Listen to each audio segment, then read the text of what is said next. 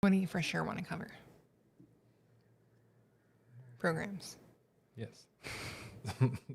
That's the topic of tonight. Are you live? Yes. Well, thanks for letting me know. Sorry, babe.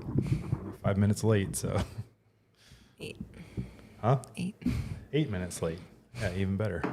That's a record for me, I suppose. Only being 8 minutes late. Mm.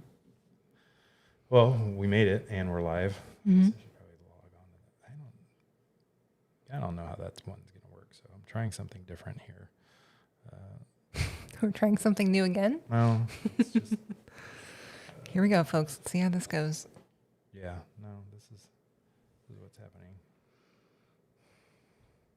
See if this actually came on here. It says it's live, so we're going to hope that it's live. And we're live. Turn that off. Let's see what's live right now. That one's saying we're live. And it's already 8 o'clock, so we gotta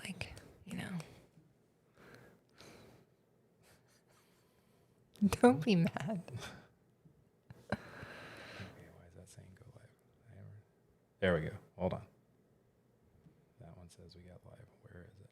Where is it? Show it to me. Come on. Come on. I want to see it. There we go. That one. Is it live? Ecamm is saying we're live. Yes. All right. We are. It's all working. Not that anybody watches these live anyway, so I don't even know why. But they watch it later. That's what matters. Yeah, well, we could save ourselves the headache, and we could just record these when it works for us. That's actually what my mom asked. Us Krogerts, we question things. And she's like, why don't you guys just make a video? You don't say. You question things? Oh. Yeah, we could just make a video. The thought being is that someday when we have more than one follower, if we get to 3, maybe 3 is the magic number for followers. I know. We could answer some questions. Right. I know. Yeah, but we have to be live to do that. Otherwise, we're just answering them in the comments. I understand that. Yeah. I get it. I'm just my mom asked the question because she watched it. It's a fair question. Say hi, Deb. Hi, Deb. Happy anniversary. Happy anniversary. Although you're not going to watch this. Was it their anniversary today or yesterday? Yesterday. So yeah. By the time she watches it, she will. Yeah, but it's still their anniversary celebration. Okay. All right. Oh, look. Hold on. We got somebody watching. Is it Deb Krogert? No. Well, they're 3 hours ahead of us, anyways. They're the East Coast time that we were trying. My mom's my biggest fan, so. Yeah. Works well when they are. I have one of those too. We call her like super fan. Yeah. Sorry, I gotta remember to switch your camera every once in a while too. I'm rusty on that too. All right. Well, now that we've done this, we're on and we're live. Mm-hmm. We made it 8 minutes late, and without tons of shit. So I'll hit that too, so we can record that. That's fine because we want to cut out that fluff anyways on that one. So welcome to Trainer Talks live on the air with Liz and Ashley. Make it super official or something like that. Probably should. Yeah, let's not make this stupider than it already is. Yeah. So hi. Hi. I haven't talked to you as an adult yet today, so. That's kind of the way Wednesdays go for us, isn't it? Yeah, most days. Yeah. Let's be real.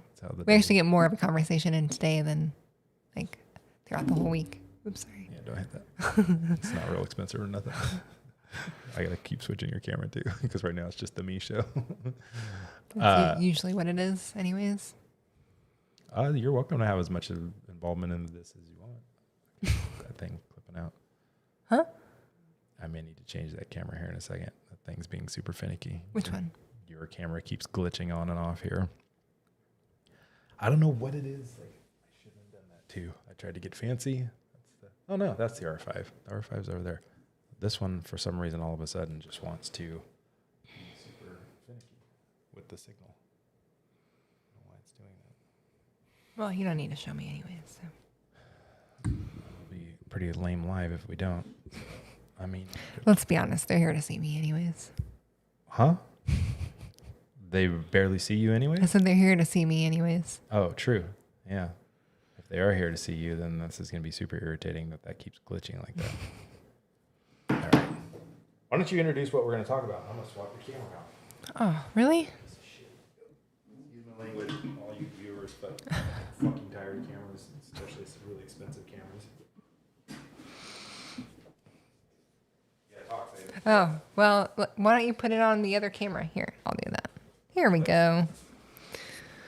So we're going to chat about programs tonight, like what programs you're offering, what programs we offer, why maybe some of the programs you're offering might be causing you some burnout because you might be offering too much. You might be offering something that's not working for you. And then we'll talk a little bit about pricing and kind of a super quick discussion on that. Make sure that, you're offering programs for the price that you want to charge, knowing your value, and we'll discuss kind of what we charge and why we do. I think we should talk a little bit about not just like the programs, but also maybe types of dogs. So we'll talk a little bit about dangerous dogs. So let's get into it, right?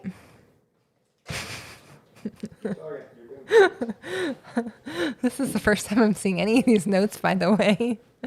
Let's get into it. No, actually, I checked earlier today, and they were not there when I needed to check in on this. Thankfully, I do this for a living, so. So I think first we have to understand, like, what is our ideal client? Do you want to work with the golden retrievers of the dog world? Do you want to work with serious, dangerous dogs? Do you want to work with those genetic messes that, throw us all for a loop? Like, what's your ideal client as far as dog goes? And then also, what's your ideal client as far as like the owner goes? I think your typical doodle and golden retriever owner is going to be a little different than maybe your German Shepherd owner. That's just something that maybe we've experienced. So our ideal client is anyone who's going to join us along on the journey to get them in the best space possible for them and for their dog. And anyone who wants to not really be a part of that and wants to dictate. I'm just going to sit here and listen. I'm over this live broadcast stuff. Dictate kind of what they think the program should look like and how they think we should update them on how their dog's doing. Those aren't going to be our ideal clients. And so, but as far as dogs go, we kind of have set ourselves up to be kind of Northern California's difficult dog trainer, I guess. Experts. Yeah, we pride ourselves, I guess. I don't know if pride is the best word, but we pride ourselves in being kind of the experts in the more difficult cases out there. We've worked with a lot of challenging dogs, and there's still dogs that we get that are like throwing us for a loop and kind of make us scratch our heads. And so while that's a lot of fun for us, and it's like fun to have challenges and to be in the kennel late at night, trying to figure out what to do with this dog. It's not for everyone. And so we really love that part of our job, but it gets really hard really fast. Like if we only had those types of dogs, we would get burnt out super fast. We'd have to take way more vacations, that's for sure. Yeah, no doubt. So we kind of balance it out with having a lot of puppy clients. We love puppies because they're super easy. The clients are fun because they're excited. They just got a puppy. And so training puppies is a whole lot of fun, and that kind of gives us a little bit of like, I don't know. It's like refreshing, right, for the day? Yeah, no doubt. Yeah. Doing a good job. You carried the whole show while I did the pro level camera swap out. Nice. Yeah. Yeah. And then we also get to balance it with like regular private sessions. So, I guess we might as well just like tell everyone kind of what programs we offer, and we can kind of go into detail a little later, but, we keep things like super simple here. I know a lot of trainers have like beginner class. So we'll start with puppy. We have puppy class, and then like puppy advanced class, and then beginner adult class, and then the intermediate adult class, and then the advanced adult class. And then all of a sudden you're asking people to have them stay for a board and train. And we're like, why do you need 5 classes to get the trained dog? Right. Yeah. I think for us, what we wanted to focus on was the quality that we offer and not the quantity. Yeah. Instead of offering 10 or 12 different packages and we wanted to offer one for each age range and pain point, if you will. So yeah, I get asked this question a lot by clients when they call, because they've been shopping around, and they say that, well, this trainer is offering a puppy program that is a board and stay, and it's like a week. And I'm going to be honest, and this is going to probably offend some people, because if you offer it, good on you. But ethically, I have a hard time, or a couple of reasons, and I say this to clients on the phone. I have a hard time raising other people's puppies, because personally, I'm on my 29th, although we kind of lucked out on the last one. She was about 6 months old when we got her. Yeah. So it wasn't full puppy, but 28 solid ones. I don't want to raise other people's puppies. When we're going to talk about price points here in a second and what you make hourly, if we have to let puppies out multiple times during the day, I'm not going to do that. Now, could there be an option down the road? Primal Canine's offering a raise and stay thing where they have that puppy like from very, very young for months. I think probably close to a year, and it's for personal protection, and there's for very specific things. Yeah, like sure, that might be an option, and I think his price point is going to be very high on that. He has a clientele that'll support it, and I think that's an amazing choice for them, because it's very focused on that. But for the folks that are offering, like a week or two, 10 to 12 week old puppies, around 16 weeks or before, like a week. And then you're charging these people $1,200 or so for the dog to come. And to be honest, I've watched some of the training, and it's not much. It's not anything less than what we're doing in a session. Let's be honest, you can't like train a puppy for an hour and a half or anything. Correct. Yeah. They train it for maybe all of 5 minutes. Right. So my first thought is, I don't want to raise other people's puppies for much of any price. And I think Jeff Gellman has a program like that. I don't know if he still does, but I know a couple years ago he did a program like that, but it was like months, and it was a very hefty price. Well, sure. It was for like those New Yorkers that didn't want to raise a puppy. It's like the Primal Canine Raise and Train. Yeah. But they're raising it for family protection dogs. So there's a whole different output on that. And probably a much higher price point. Yeah. But to that point, I don't care how much money somebody has. I don't want them to think that they're going to pay me $10,000 or pay us $10,000 to raise their puppy. And what does that relationship end up looking like? It looks like they got an adult dog. No. Yeah. I mean, like, what does the relationship with the trainer and the owner look like? If I'm going to pay you to raise my puppy, you're like my bitch, basically. I mean, let's be honest. It, but that was my point to the whole thing. I don't want to do that for anything. I don't care if you have $10,000 to pay me to raise your puppy. I'm not your bitch, and I'm not going to go do that. So I'm glad you said that. You have a potty mouth. It's not worth it to me. I would tell you to just buy an adult dog. And everybody goes, well, I want it to be raised around my kids and stuff. Well, it's fucking not, because your dog's staying with us for a couple months. Yeah. So we don't have a raise and learn puppy training program. The second part of that is the ethics behind, for over $1,000 for a week or 10 days or whatever these things are. What are you giving back to those people? It's not really trained, and most people then double down on that and go, oh, it's the precursor to coming back later on down. And maybe they need less time then. Okay, well, I'll just come to you then. So we stayed away from that. We decided it doesn't work for us. I don't want to raise other people's puppies. And ethically, we don't want to take people's money more than we have to. True. Our goal, I think I've heard you say this on the phone a lot or in person, our goal is to make people spend the least amount of money they have to now. And so if that's puppy program when the puppy's only 10 weeks old, great. Yeah. If it's 3 years old and it's an a-hole, then $3,000. Yeah. So if you get a hold of us when your dog's young, we have a puppy program.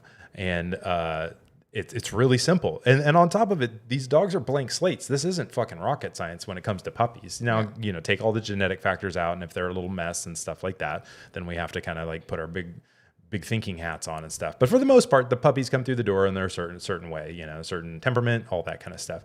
This isn't hard. Like all we're doing is teaching the dog what to do the right way. So we make it simple. We have 4 sessions. We spread them out about, I know people are like, what? I'm like, it's fucking 4 sessions. Yeah, we spread them out about 3 weeks apart because we want to help you through puppyhood. We're leveraging our expertise and our knowledge on making the mistakes personally in all the puppies we've combined raised. And then on top of that, the hundreds of puppies that have come through the door in our program, all temperaments, all sizes, whatever those people have struggled with, and the things that maybe we didn't tell them to do that they came back and we all learned the hard way. Oh, we should have told them to do that. Or we told them to do stuff and they're like, yeah, I just let the puppy run around the house and then it shits everywhere. And you go, oh yeah, we told you not to do that. Yeah. So we can further validate. Don't do that. I think I've also seen a few puppies come through a board and train program too, and I kind of saw the fallout there. Yeah. Being a little too hard and moving too fast with a really young dog is actually detrimental, and I think we saw a couple dogs fall apart in that situation. So, yeah. Yeah, no doubt. Like how much are we going to ask of a 10 and 12-week-old puppy? And that's for us what our program is designed around. Whatever walks through that door, we can shift to our end goal on all of these programs. Our end goal is always the product. And so we know what that puppy's going to go home as when it's done. And so what we tell everybody in the beginning is it's really simple. Your puppy has 0 training and it's very young.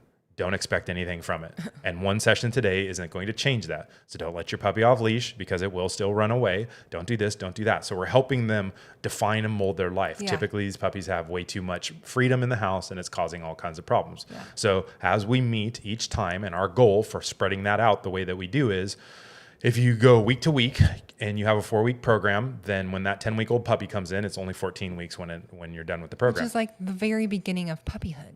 Yeah. They're still dealing with a whole lot of shit. Yeah, it's a very young puppy. It hasn't done any kind of maturity. It hasn't done any of that stuff. And we can't get a lot of training in on that young of a puppy by then either. No.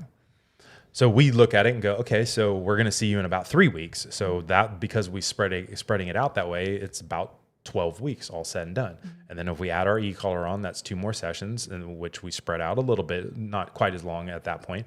But we're going to get these people through 6 to 7 months of age, which is all the puppy nastiness. Yeah. And it's a low price point. Yeah. We have it at $4.99, not including the e-collar. Yeah. Because this is easy. We have a 1-hour session, the first one, because we need to talk about potty training and corrections and things like that. Mm-hmm. And then they're 45 minutes each after that. And you have to move through them and get done. And then, that's a reasonable price point for us. We looked at it and said, we're comfortable taking a lower hourly rate because there is so much less hands-on here and we're helping people. We're starting out. We spend more time sitting and chatting and answering questions. Don't make it seem like that, but yeah. No, we don't just sit and talk the whole time. I mean, we do. Right. When it's both of us, we're able to work with the dog. One of us works with the dog. One of us works with the owners. And so that helps too. So right now, we're teaching a dog to walk on leash for the first time ever. It just has to be done the right way, and then you don't ever struggle with it. So this is as easy as it gets, and we want people to know that. Come in through our doors, and this is the easiest and cheapest it'll ever be. Yeah. And then on top of it, I struggle with this sometimes as a business person. Are we leaving money on the table by not offering 5 fucking other classes? Double, triple, diamond, platinum club, gold member, VIP, like to get your dog and stretch these people out for 2 or 3 years. I don't like that business model for us. No. There's plenty of dogs to train. We'd rather do a really great job and have their friend's puppy come to our program or their next puppy come to our program. Like, I think we get plenty of referrals just because of that. We don't need to. Yeah. And then some people just want to have their dogs stay in a board and train, and that's happened before too. And that's fine if they do. There are other trainers out there that will take their dog. And for me, this has been my just hard fast. I put my foot down. That's awesome. You're not going to pay me to watch your dog. I don't want to. You shouldn't have got a puppy. Our goal for the puppy program is always to prevent what we see in our board and train program, right? The behaviors we see there, we're always like, how can we not allow you to get there at some point? We don't want you to have to spend that money at some point. Yeah, even especially with the really nervous, less confident dogs. And I think we'll have a whole conversation at some point about puppy raising, because that's its own whole topic. So we don't want to get like super down in the weeds on why we do that stuff here. Move on from puppies. They're so much fun. Yeah, no, I mean, we love puppies, and they're easy, and it's a great cost-effective strategy to offer that. And again, I think for us, what we're trying to impart upon trainers is stop offering shit where you're wearing yourself out. Hey, I'm not here to tell anybody don't do group classes, don't do puppy kindergartens, don't do all that, but you're pulling in money over here, and you're just like, you're getting money, little bits of money from lots of different sources. And for us, we're like, hey, we've kind of just figured this out to get the money from a point that we very specifically control, and then we go on with life and go to the next one instead of like, okay, we've been seeing these people off and on for 2 years and to get where they want. And, you know, like, let's be honest, folks, we're not fucking pure positive trainers here. We don't need to see a dog for 3 years to get better behavior, or 30 plus sessions as the standard poodle that just came through the door and still was dog reactive. So yeah, that's my soapbox to get on fucking pure positive trainers, because you people are horrible, monster, evil fucking people. And I'll say that, and you can put it on YouTube, and you're miserable people. So that's my official. You should probably put that in the title so that we get trolls in here, and, and pure positive it's people shared everywhere, and then it goes viral. Yeah, hell yeah, pure positive or miserable fucks, and steal your money. Okay. I'm just taking that out on from that camera that I was angry at back there. So so that's the program for that. And then for us, if they're over 6 months, like 5, 6 months. If they're calling us at 5 months, then we know by the time they get in, they're going to be about 6 months. So we just tell them, hey, I know it's still a very young dog, but we feel that our adult privates is a better fit. And that is just shifts a little bit. It's 4 1-hour sessions. We know we can do a little bit longer with them. We do schedule them about a week to 2 weeks apart, just depending on our schedules. And it includes an e-collar. So now they're getting e-collar training, because we know we can move a little faster with that dog. We can ask a little bit more at that age.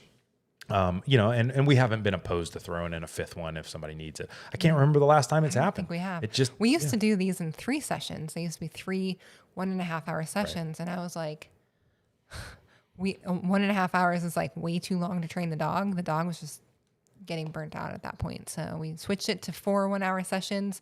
Gives us a little breathing room to make sure the dog gets where it's at. And really, honestly, to work with the owner one more time, because I think that was more important.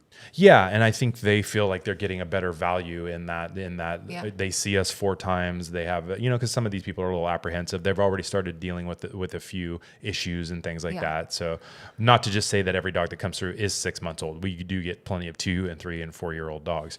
I think it's a great fit for people that just adopted a dog. We've had a lot of people that have adopted the dog. The dog's a great dog, but they're the one I think of specifically was that little pitty that was just the funnest, most rambunctious thing. Probably never had a family, never had anything. That dog had all the energy. She would have been like, honestly, adopted and returned 5 other times if this family hadn't adopted her, I'm sure. Yeah. She was so rambunctious. She just looked like a really bad dog, but underneath it all with like a simple, knock that off. She was like, oh, okay, I'll just be this sweet little pitty. Yeah. And they were cool because they said right up front, like, we are at our wits' end. If we didn't love her and we're not those people, we would have returned. We can't live with her. We can't walk her. We can't do anything. So they were, she was crazy. They were there. And so, but there's no aggression. There's no reactivity. There's no anything. They're like, oh no, she's the sweetest dog. When we went to see her, this is how she acted. And so you listen to that and go, yeah, why put them through a board chain? Why have them spending like lots more money on this? Like, I think it's a good fit. And for us, when we're talking about privates, there are some things when it comes to mild leash reactivity and stuff where I'm like, you know, especially with certain breeds, like somebody tells me the German Shepherd's just leash reactive. It's about 10 months old, and I've been through pure positive training. I'm thinking one of specifically that's the Half Door Dog Club, and you know, they've been through this whole route, and I'm just sitting there thinking, I think this dog just needs to be told no. And I think we're going to be okay. And so we'll try the private stuff. But anytime I've pushed a little bit like that, I'll tell the people up front, look, I think we can give this a try. I don't think your dog really needs a board and train. And I'm not just trying to get people to spend money that they don't need to. So let's try the private. If for some reason this is just more than that program is designed to handle, we're going to just roll the money over into a board and train. So I'm kind of priming them up front that it could go that route, but it's not a likelihood. One specifically right now that I can think of was really, really interesting. It's a dog that has Addison's disease. He has no adrenal system. He has to get a monthly shot of adrenaline.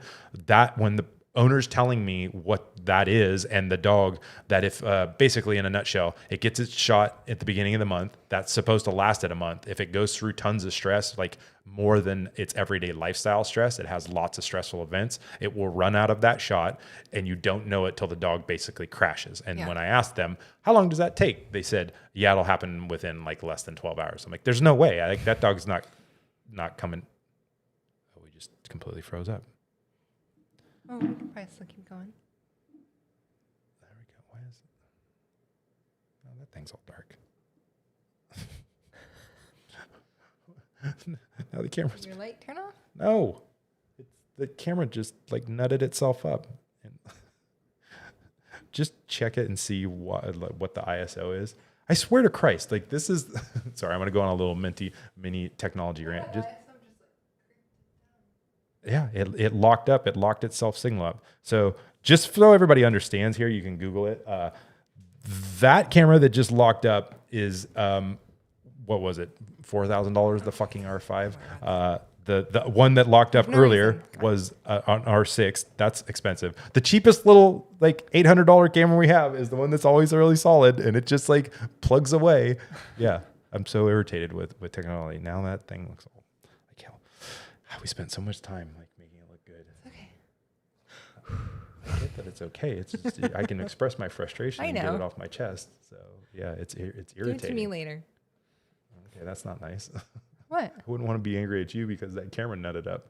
No, but I looked down and the screen was frozen. I'm frozen on there, and it's like, I don't know why that's happening. I don't know. After our little internet glitch last week, I'm really concerned that we lose our signal and lose the whole program and everything. So and we'll have 2 videos again. That was not okay. No, we fixed that. Yeah. We fixed that in post, so to speak. Good. So So we have our... So that dog, I'm like, program. No way that I'm not going to take that dog into a board and train with those medical issues, even though the behavior was... Especially with what we just dealt with. We can talk about that another time. But right. Yeah. So I don't want the likelihood that a medical emergency will happen here. So we're going to try our best. With the baby and with me not being like much help and Yeah. So we're going to try our absolute best to get this dog through privates. And it was a lot for what our private offers. And fortunately the owner's really cool. And keep in mind too, as you're offering private stuff, the way that we do it, we're training in front of the owner. So some of the severe behavior and stuff, you have to also ask yourself, is the owner a contributing factor of it? Yeah. Very likely. And how comfortable are they like seeing the nastiness that can go on for the first few days, depending on the severity of what's going on, how falling apart the dog is and stuff. Yeah. Is that comfortable for the owner? So you have to really decide what that looks like within there and do a good job of making sure that these people are the right fit for you. But that's what we're skilled at doing on the phone. That's what the phone consult's for. So then once the behavior reaches a certain point, when we hear anxiety, nervousness, reactivity, especially any kind of reactivity towards people. Yeah. Human aggression in any form is just a non-negotiable. Then we dog move aggression, food aggression. Yeah. Food aggression. Separation anxiety, any of that stuff. Yeah. Board and train. Anything that requires time to sort through and diagnose what the dog is doing and what its little jam is with all this stuff. Yeah. So we move them. Those are a board and train. Quite often we get asked, in their contact form, I have all this severe behavior. I have one today. I have all these severe behaviors. I would like private sessions. You'd be like, okay, well, I know they don't know any different and stuff, and they're hoping so. And we don't list our prices on our website, so it's not like they're price shopping and they want the lowest cost option. Yeah. They're just probably thinking that's a good fit. But for us, or they also don't want to leave their dog with us or anyone. Yeah, that's a whole other thing. Yeah. So we once they're a candidate for a board and train, that's all it is. If the people are just like, well, I'm sorry, I can't do what Liz said, I can't leave the dog there, I can't do all that stuff, we don't start changing our position. Oh, okay, well, never mind. Shit. Yeah, maybe we'll just do like, you just leave the dog with us for 10 hours and then pick it up at the end of the day. Like, nope. I know trainers that do that kind of stuff. They have those day training things, to each their own. It's not something I think we would be comfortable with. I know there are trainers that have experimented with sending the dogs home on the weekend, things like that. Let's be honest, folks, if the dogs are good enough to go back into the home in the evenings or on the weekends, like a I worked with a guy that he had to go back to jail at night. It was the weirdest thing. He got to come out and like go to work and yeah, but then he had to go be back. Wait, where did you work with him at? A fucking mortgage Okay, press. I was like, no, it was not at the sheriff's office. He didn't have to like clock out from the sheriff's office and then go. We had to put him in a cell. And he's like, okay, guys, wake me up in the morning. I'll start my shift. No, this was a mortgage program. And I think he got a DUI. But yeah, he had to drive like back to Napa, which was a bit. And he's like, yeah, I have to be at the jail at 7, turn myself in. And I was like, well, for like a stay? He's like, no, I do it every night. And so it's like 2 months or whatever it is. So weird. Yeah. So free room and board, whatever. Sure. Shitty food, but hey, whatever. If I don't have a place to live, eat your fill during the day and just skip dinner. Yeah. So like for dogs, if they're good enough to go home at night or home on the weekends, like this inmate, why do a board and train? Why to soak more money out of them? Like just for me, and again, this is just our perspective on things. We have offered a lot of different things. You've been part of different training programs that have offered private sessions and how that came about and stuff. When we started the business, we were doing group classes in parks a little bit. Mm-hmm. I was doing more group training stuff. I used to go to people's houses too. Yeah, I did that first. So let's talk about that like first as the pricing strategy, because I think that's where most dog trainers start off is low hourly rates, $50 an hour. Well, shit, I started off about $25 an hour. $350 for like a 3-session program, and I went over to people's houses and so $350 for 3 sessions at an hour, right? Yeah. So you're at a little. But over new 100. dog trainers, we spend more than an hour. Well, yeah, but let's just like mathematically, you're there for an hour. And you're just barely over $100 an hour, which isn't terrible, right? That's fine. I valued myself. Huh? You do, except that you never figured in drive time going back and forth. Yeah, but I know, but see, that's my point, and that's what we need to talk about if we're going to help trainers. Is I think I did. I had like a radius, like a mile radius in Denver. I had like a mile radius. What do you think it was? I don't know. I think I did like within 10 miles, and then if they were outside that, it was like a something cents per mile outside that zone. Oh, and then you start getting, now you got to keep track of mileage, and then you got to like that. Yeah. And will people even hire you at that point? Because now they're like, fuck, I got to figure out mileage. I did it one time and I drove like literally to the boonies, and I was like, I'm never doing that again. Well, because that was like the worst experience ever. I trained like, they had a home office, so they had cubicles all over. It's like this small home business, but they had a couple employees. The dog stayed in. This is so weird. I totally forgot about this. The dog stayed in their office, like on a dog bed. So I had to train while he was working in front of everyone. The dog was way shittier than like they let on, and so it's like trying to bite me as I'm trying to get it to down on place, and then I was like, F it, I'm just gonna take it for a walk in this like. Rural neighborhood. It was just really dumb. I think I refunded them the rest of their money. I was like, I don't want to do this. You can just like have the rest of your money. Nice. I probably should have just kept it and said, we're done. But well, that'd be hard to do. Yeah, when you're breaching the contract. But yeah. I think we've all been there. I drove all over Kingdom Come. I would drive for like 40 minutes northwest of us, and then my next appointment from our space. So we're driving 40 minutes in one way, and then I would drive back towards my place and about 40 minutes from Cool to Yuba City in a day. For those of you not from around here, you could be all over the place. Yeah, and then you're in the Bay Area later on. I didn't go down that far, but I think I did have one or two, maybe in Vacaville and stuff like that, or Dixon area and stuff. So you look at it and go, okay, well, maybe 40 miles doesn't sound like a big radius, I'll drive 40 miles. Okay. What time of day and where? If you do that in the LA area, could be a 2-hour drive. Yeah. If you do that in the Bay Area around us, that could be an hour and a half, 2-hour drive, depending on the time of day. But 40 miles is still 40 miles because you got 40 miles there and 40 miles back. Mm-hmm. Now you're 80 miles into this endeavor. And so I think that's the point I want to make to people that drive over to people's houses is, number one, fucking stop doing that right now. If I can't impress anything else on you, stop fucking driving to people's houses. And I know if you say, well, I have an apartment or I live with roommates and I can't do it here, well, you have a front park yard or something. Yeah. You have a front yard, you have a backyard, you have a garage, there's a park near your house. There's tennis court, something. Yeah, just make sure nobody plays tennis there.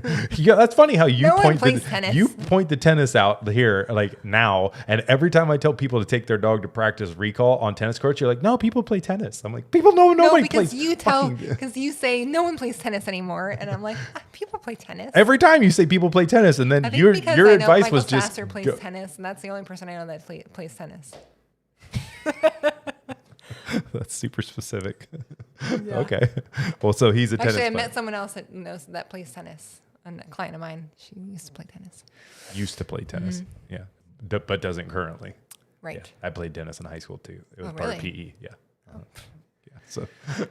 So yeah, take Liz's advice. But don't there's go to lots of. I mean, people's there's homes. lots of places near your house if you can't do it at your house for whatever reason. And I'm telling you, you don't have to have a big But aside space. from like the time it takes, it's also the relationship, right? So if I go over to someone's house to clean it, they're gonna treat me like the cleaner, the maid, and Well, you have to go to people's house to clean it. I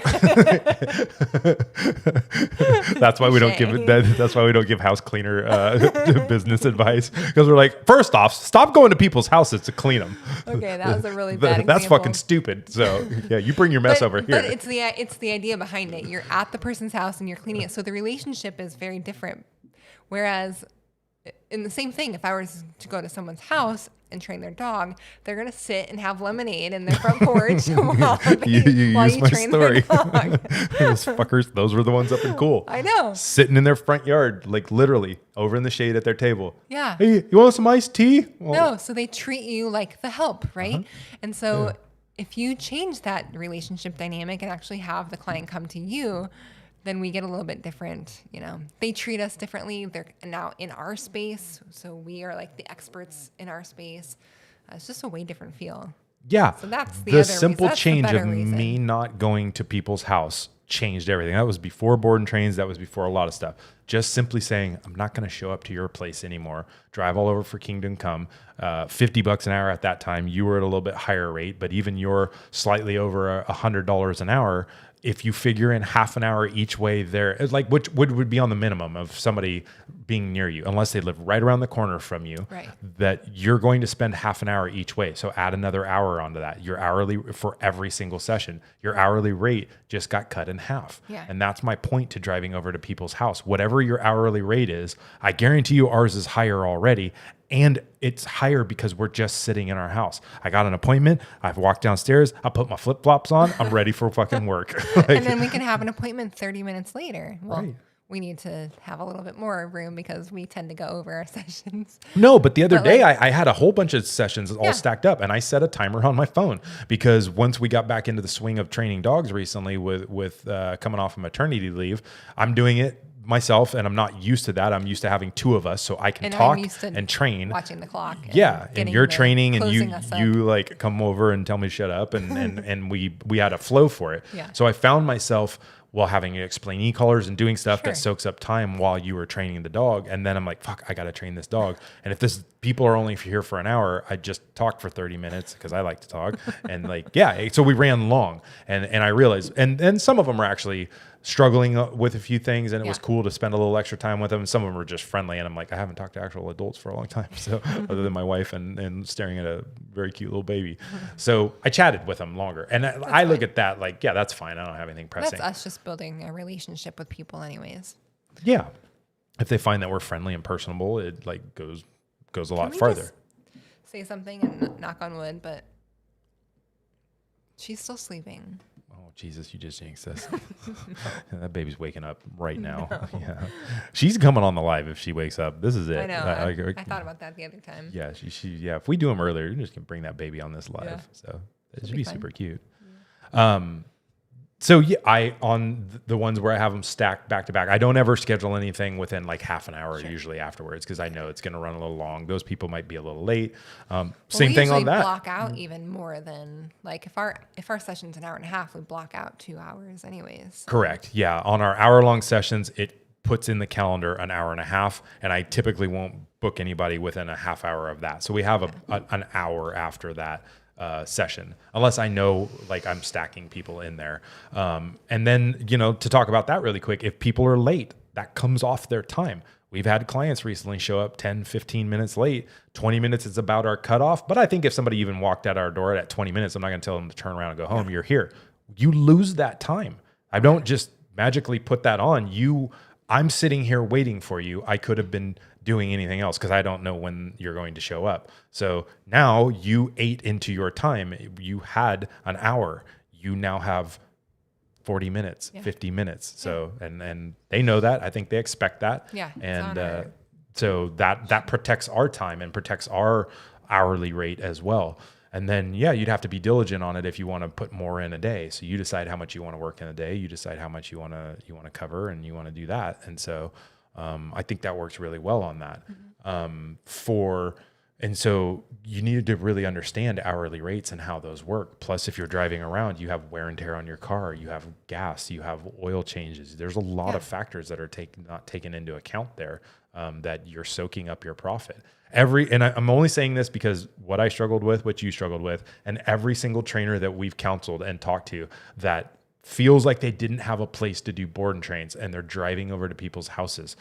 You want to talk about burning yourself out. That's an even greater, like, unless you love to drive, which like you love to drive. I love driving if I'm going somewhere, not sitting in fucking traffic to get across town. Even in Sacramento here, like trying to get down to my brother's house down off Watt Avenue and stuff in the afternoon.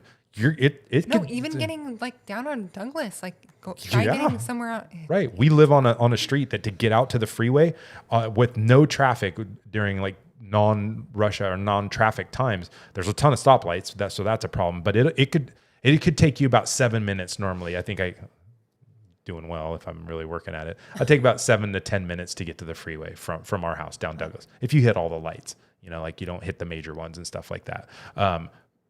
Other times of day, it's a 45-minute wait.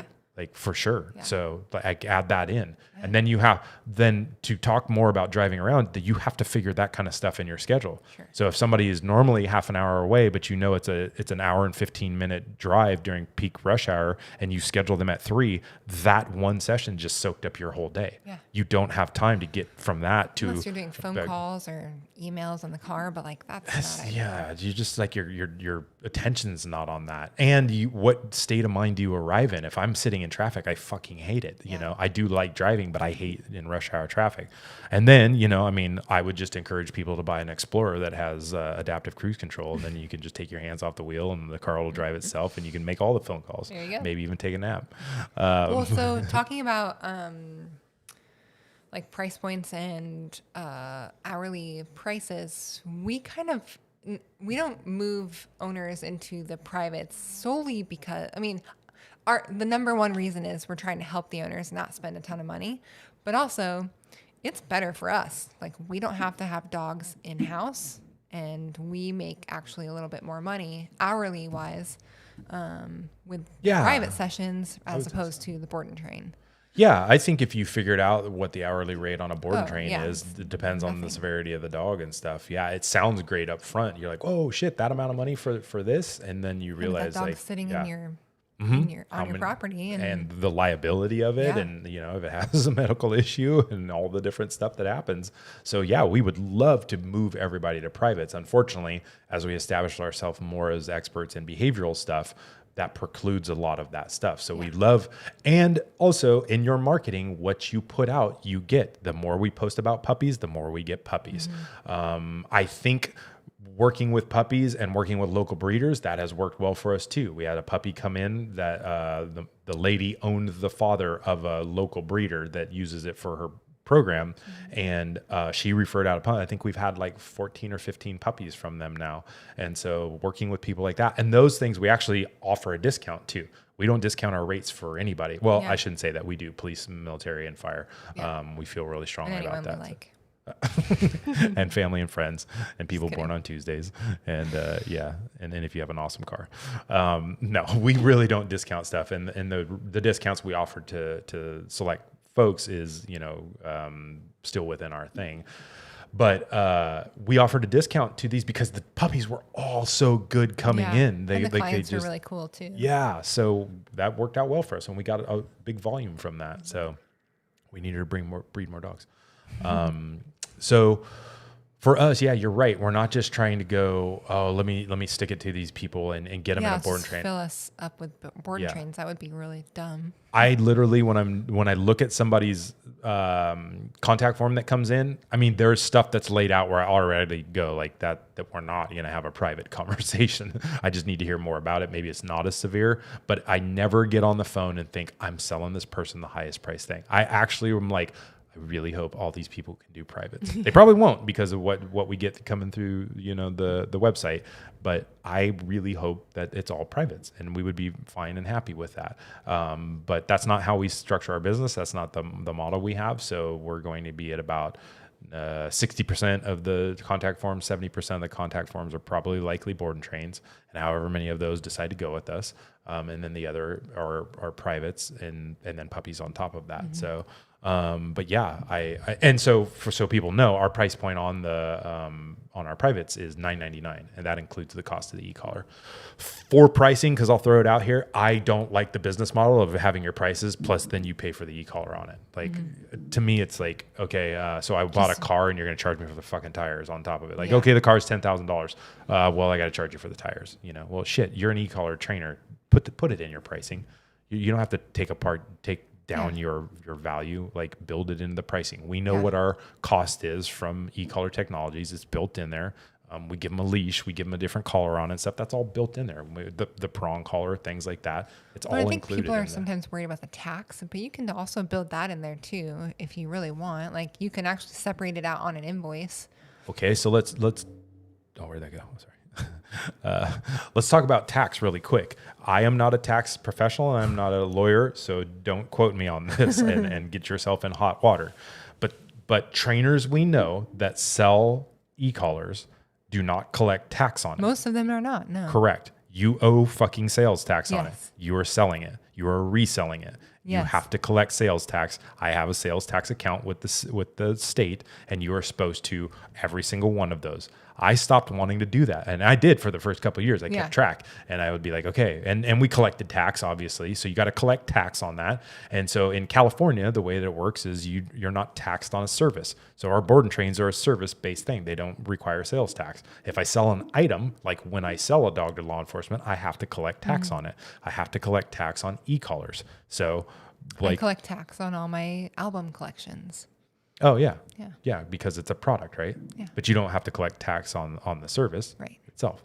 Yeah. So the way that I got around it, God help me if the IRS is watching or fucking the cowl and stuff, it's just included in the cost. I don't charge for an e-collar.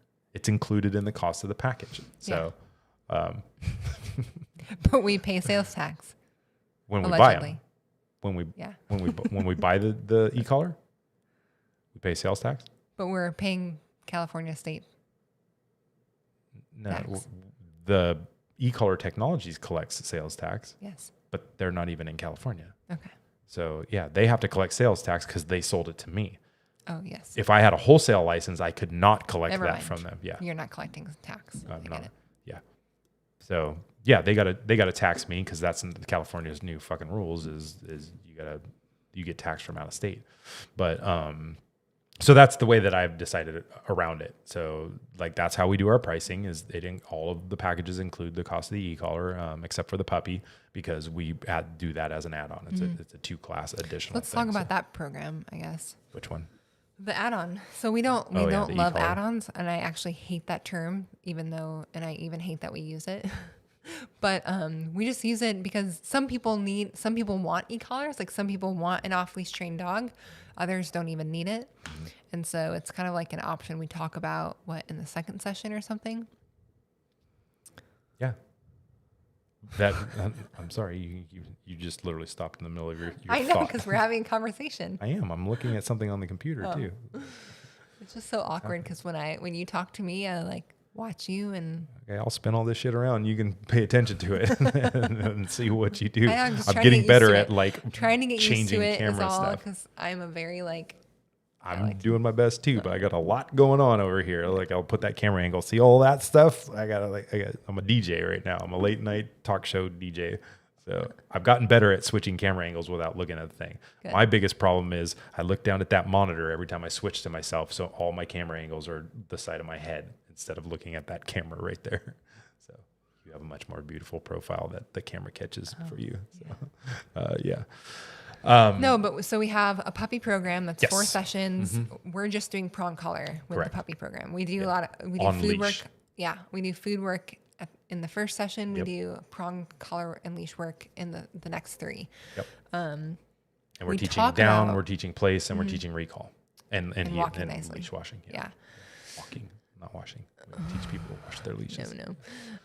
And so during the second or third session, depending on the dog, and we kind of feel out the owners too. We just talk about like what their goals are, and then Ashley will talk about like the e-collar itself and kind of what they can get out of that sort of training. And then we'll talk about our e-collar program if it's the right fit for them, which is 2 sessions. We do still 45 minutes. Yep.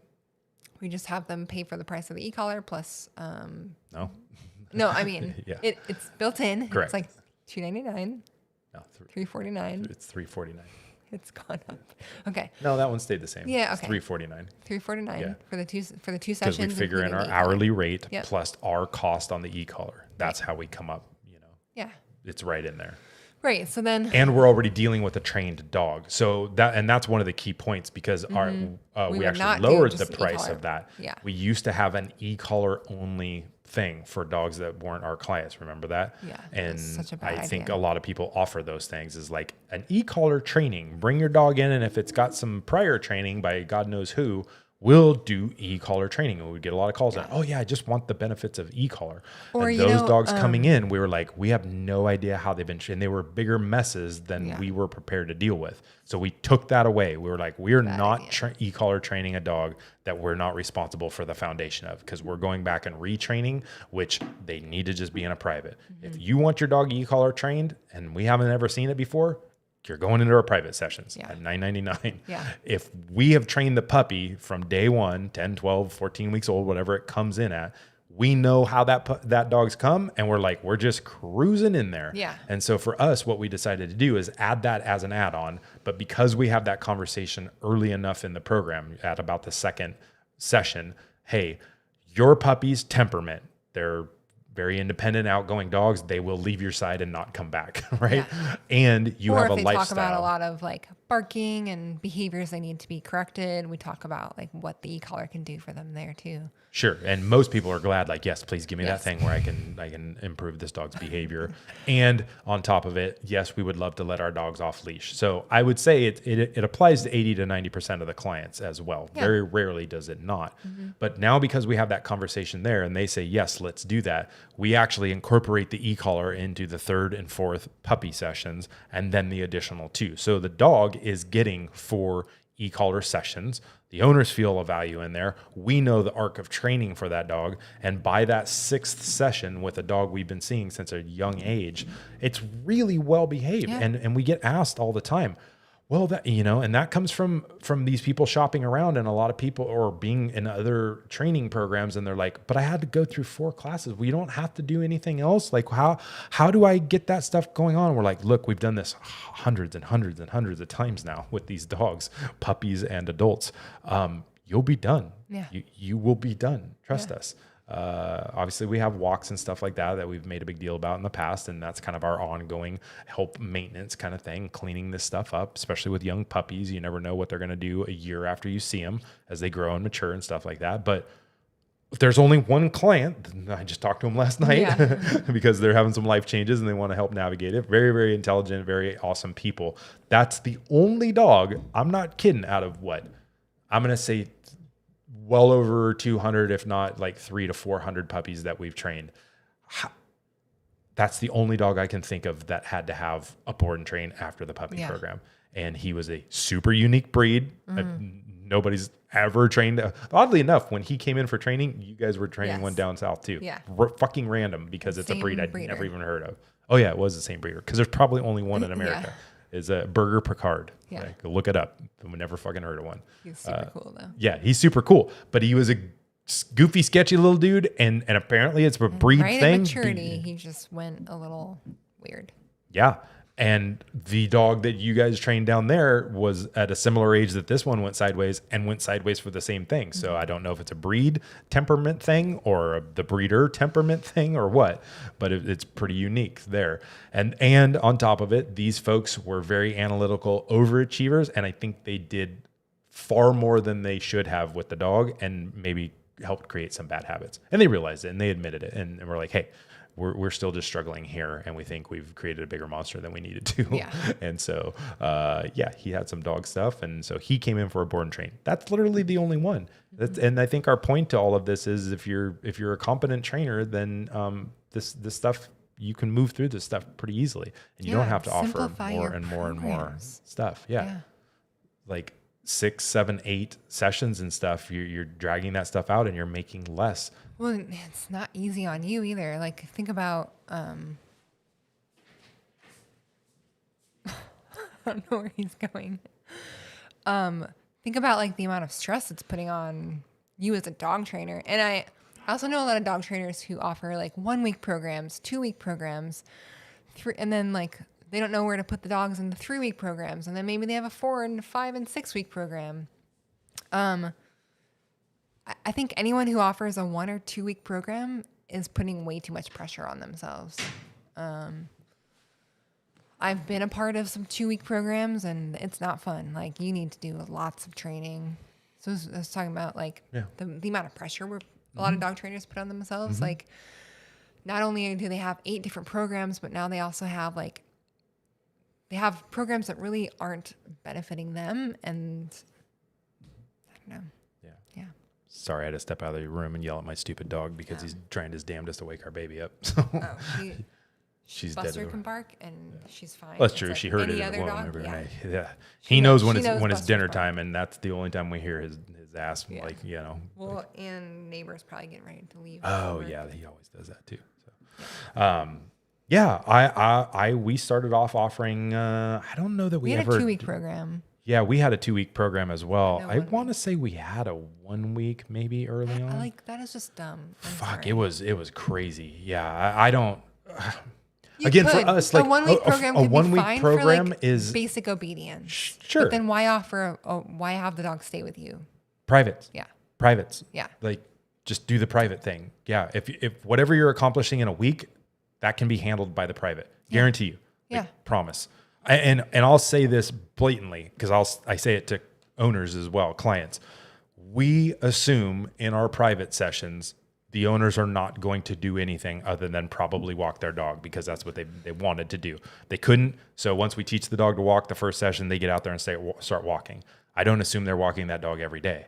I don't assume they're walking it more than 2 or 3 times between the time we see them. Hopefully they do, and they want to enjoy it. I think most owners are way like overachievers compared to how we walk our dogs. Although I walk my dogs every day now. Yeah. But, Maybe that's why he's barking. He wants to go on a walk. Yeah. I don't assume that for us. I assume that the owners have busy lives and they walk their dogs as much as they walk their dogs, whether, it's a couple times a week or whatever. I don't assume that they're out there training every day or walking every day or whatever. So, 3 times a week is what I think. They all have lives, let's be honest. Like, if we had a client recently who had a 3-week-old when they came to us. Oh yeah, that's right. And like a couple other kids, right? I cannot imagine she went home and trained at all. No. Like, there's no way. No. I have a 3-month-old, and there's no way I'm like, I'm going to go train my dog today. Like, no. So that's my point to all this is this is happening in spite of the owners putting in any effort to that. And it doesn't bother us. Yeah. I don't require owners to do that. I don't ask them to send us homework. I don't hold their hand through all that stuff. They're going to get the results they're going to get. But because we know what we're doing and we know the right fit for the dogs in here, the dogs are still getting to the point where the owners can live the life that they want with them. Because usually it's pretty simple demands. I want my dog to mind when I'm out walking, and I want to be able to have it chill around the house a little bit more, and maybe take it to the park and play with it a little bit. And these are, to be clear, our private sessions. Correct. Yeah. So the owners can be way less involved in the private sessions. Correct. Yeah. And so we know that we know that there's not a lot going on after the fact between those sessions, and the dogs still progress just fine. You'd be amazed at that. And we're actually, our next topic on our next live is going to be overtraining. I think a lot of people are spending a lot of time training dogs for no reason. Yeah. So that's why these work so well, is because we can offer that. And so those 1 week board and trains, like, you're going to spend a lot more effort and time. And I don't think it's going to be much of a higher price point than what ours is. Most 1 week board and trains are probably in the $1,200 to $1,400 range, you know? And so like you're at the same price point we are for the most part. We're at $1,000 and not including, plus with the e-collar in it. So we're at right around a little over $800 profit in that. Yeah, right about 800 because the prong collar in there. Jesus Christ, and prong collars have gone up ridiculous in price. So that's why we got rid of the 1 week. And then the same thing on the 2 week. The only thing that 2 weeks, the behaviors that we were seeing come in for 2 weeks were those young dogs. They were like in the 5 and 6 month range, because they start getting older and they start developing more problems, which we were pushing to 3 weeks anyways. So the dogs with the least amount of problems were at 2 weeks. Well, if your dog is going to be home at 2 weeks, the dog has to be ready to go at 10 days or less ish, somewhere in there, for them to see the dog. Well, that's a lot of pressure on the dog and a lot of pressure on us to like shove that dog through training really fast. Especially we did it with a lot of young dogs, and that was not okay. Yeah, because those were the ones that were fitting in that program behavior wise, but they tended to be on the younger side, less than a year. And I think we were just smoking them through stuff, and it was harder on the dogs than we felt comfortable. So we dropped that as well. And I'm sure a lot of owners would like, I think about that often as I talk to owners. I'm like, this could be a 2 week kind of thing. And I'm just like, it's not an offer. It's not like, and people ask, you don't have anything shorter? And I go, and I'll tell them flat out. Don't break that. Everything's working good. Don't touch any cables or wires. And I tell owners all the time, we used to offer something shorter, because I know what we're up against too, is people that do offer it. And so if they're shopping and they go, well, Jimmy down the street offers a 2 week program. 10-day board and stay. Yeah. And I go, hey, we used to offer that as well. We found it was very unfair to the dogs. We found that we were pushing them through very quickly. And sometimes it worked, but for the most part, we found that it was like really trucking along with the dogs, and we just didn't feel comfortable with it. And if I put that back on the owner, then I go, and then you can make the decision. If you want to put your dog through that and you feel comfortable, please go to those other folks. There's no shortage. And we're talking from a perspective of having been early on in our business. You're early on in your business with your photography stuff. And we know what that pressure of feeling like I can't turn clients away. I can't do that. And one of the examples I'll give is very early on when I first came back from my shadow down south with switching to board and trains and switching those programs. And I talked to a guy on the phone, and I had one of the first earliest, he had 2 dogs, and I threw it out like what the board and trains were going to be. And I think it was $8,000 for however much. And they were like probably pretty challenging dogs and stuff. So that's what my pricing was. That's that. And he's like, oh man, that's a lot of money. That's definitely not what I was thinking of and stuff. And I'm like, oh God. And I almost on the spot went, how about 6? like I almost started negotiating against myself, and I hung up the phone and went, fuck, I just probably passed on, like, could have made $6,000. You just have to set your pricing and you have to stick with it. Yeah. I mean, and we've both said this enough. I think about that all the time. Yeah. In your current business, right? Yes, Like you're such a, it's so, I hate it so much. Yeah. What's the term though? Imposter syndrome. Imposter syndrome. Oh my that God. covers a lot of things for sure. But yeah, the imposter syndrome kicks in. I'm not worth as much as I'm asking. I'm not worth that. I'm not worth that. And let me be clear. If you're not worth that, don't fucking charge it. Right. One of our topics on here will be the fake it till you make it program. And I fucking hate that term with a passion. Do not fake it until you make it. You are charging people a premium, and you better goddamn well be like worth the premium you're charging. So I have to make that super clear. I am not talking about a person that's been doing this less than a year with I know no that experience. I'm worth the premium. I know my work is worth the premium. It's just I'm not always confident in myself. Sure. But yeah. And you've gotten better with that at time, but I know when it comes to the selling part, the ask, like, here it is, and here's the money. This is the price. And you're like, shut the fuck up, Liz. Shut up. Yeah. That's what I have to tell myself. That's the most effective sales technique is shut up. Mm-hmm. Like, don't talk yourself and them out of the sale. Mm-hmm. Say what you say it with as much confidence as you can muster, and just say, they're gonna, well, for in your case, they're already there. They've already had the shoot, Yeah. and now you're selling it afterwards. Well, So, and recently I've had 2 clients who have had previous shoots, and so I'm always like, you know, I know these people now. Like one is like a friend, and I'm just like, yeah. shut up, Liz. And we've done that well. with people that have gotten a second dog and stuff, and they come back over, and I'm sometimes feeling like, yeah, man, I'm gonna charge you again for this another dog. And I'm like, okay, but this is a different dog.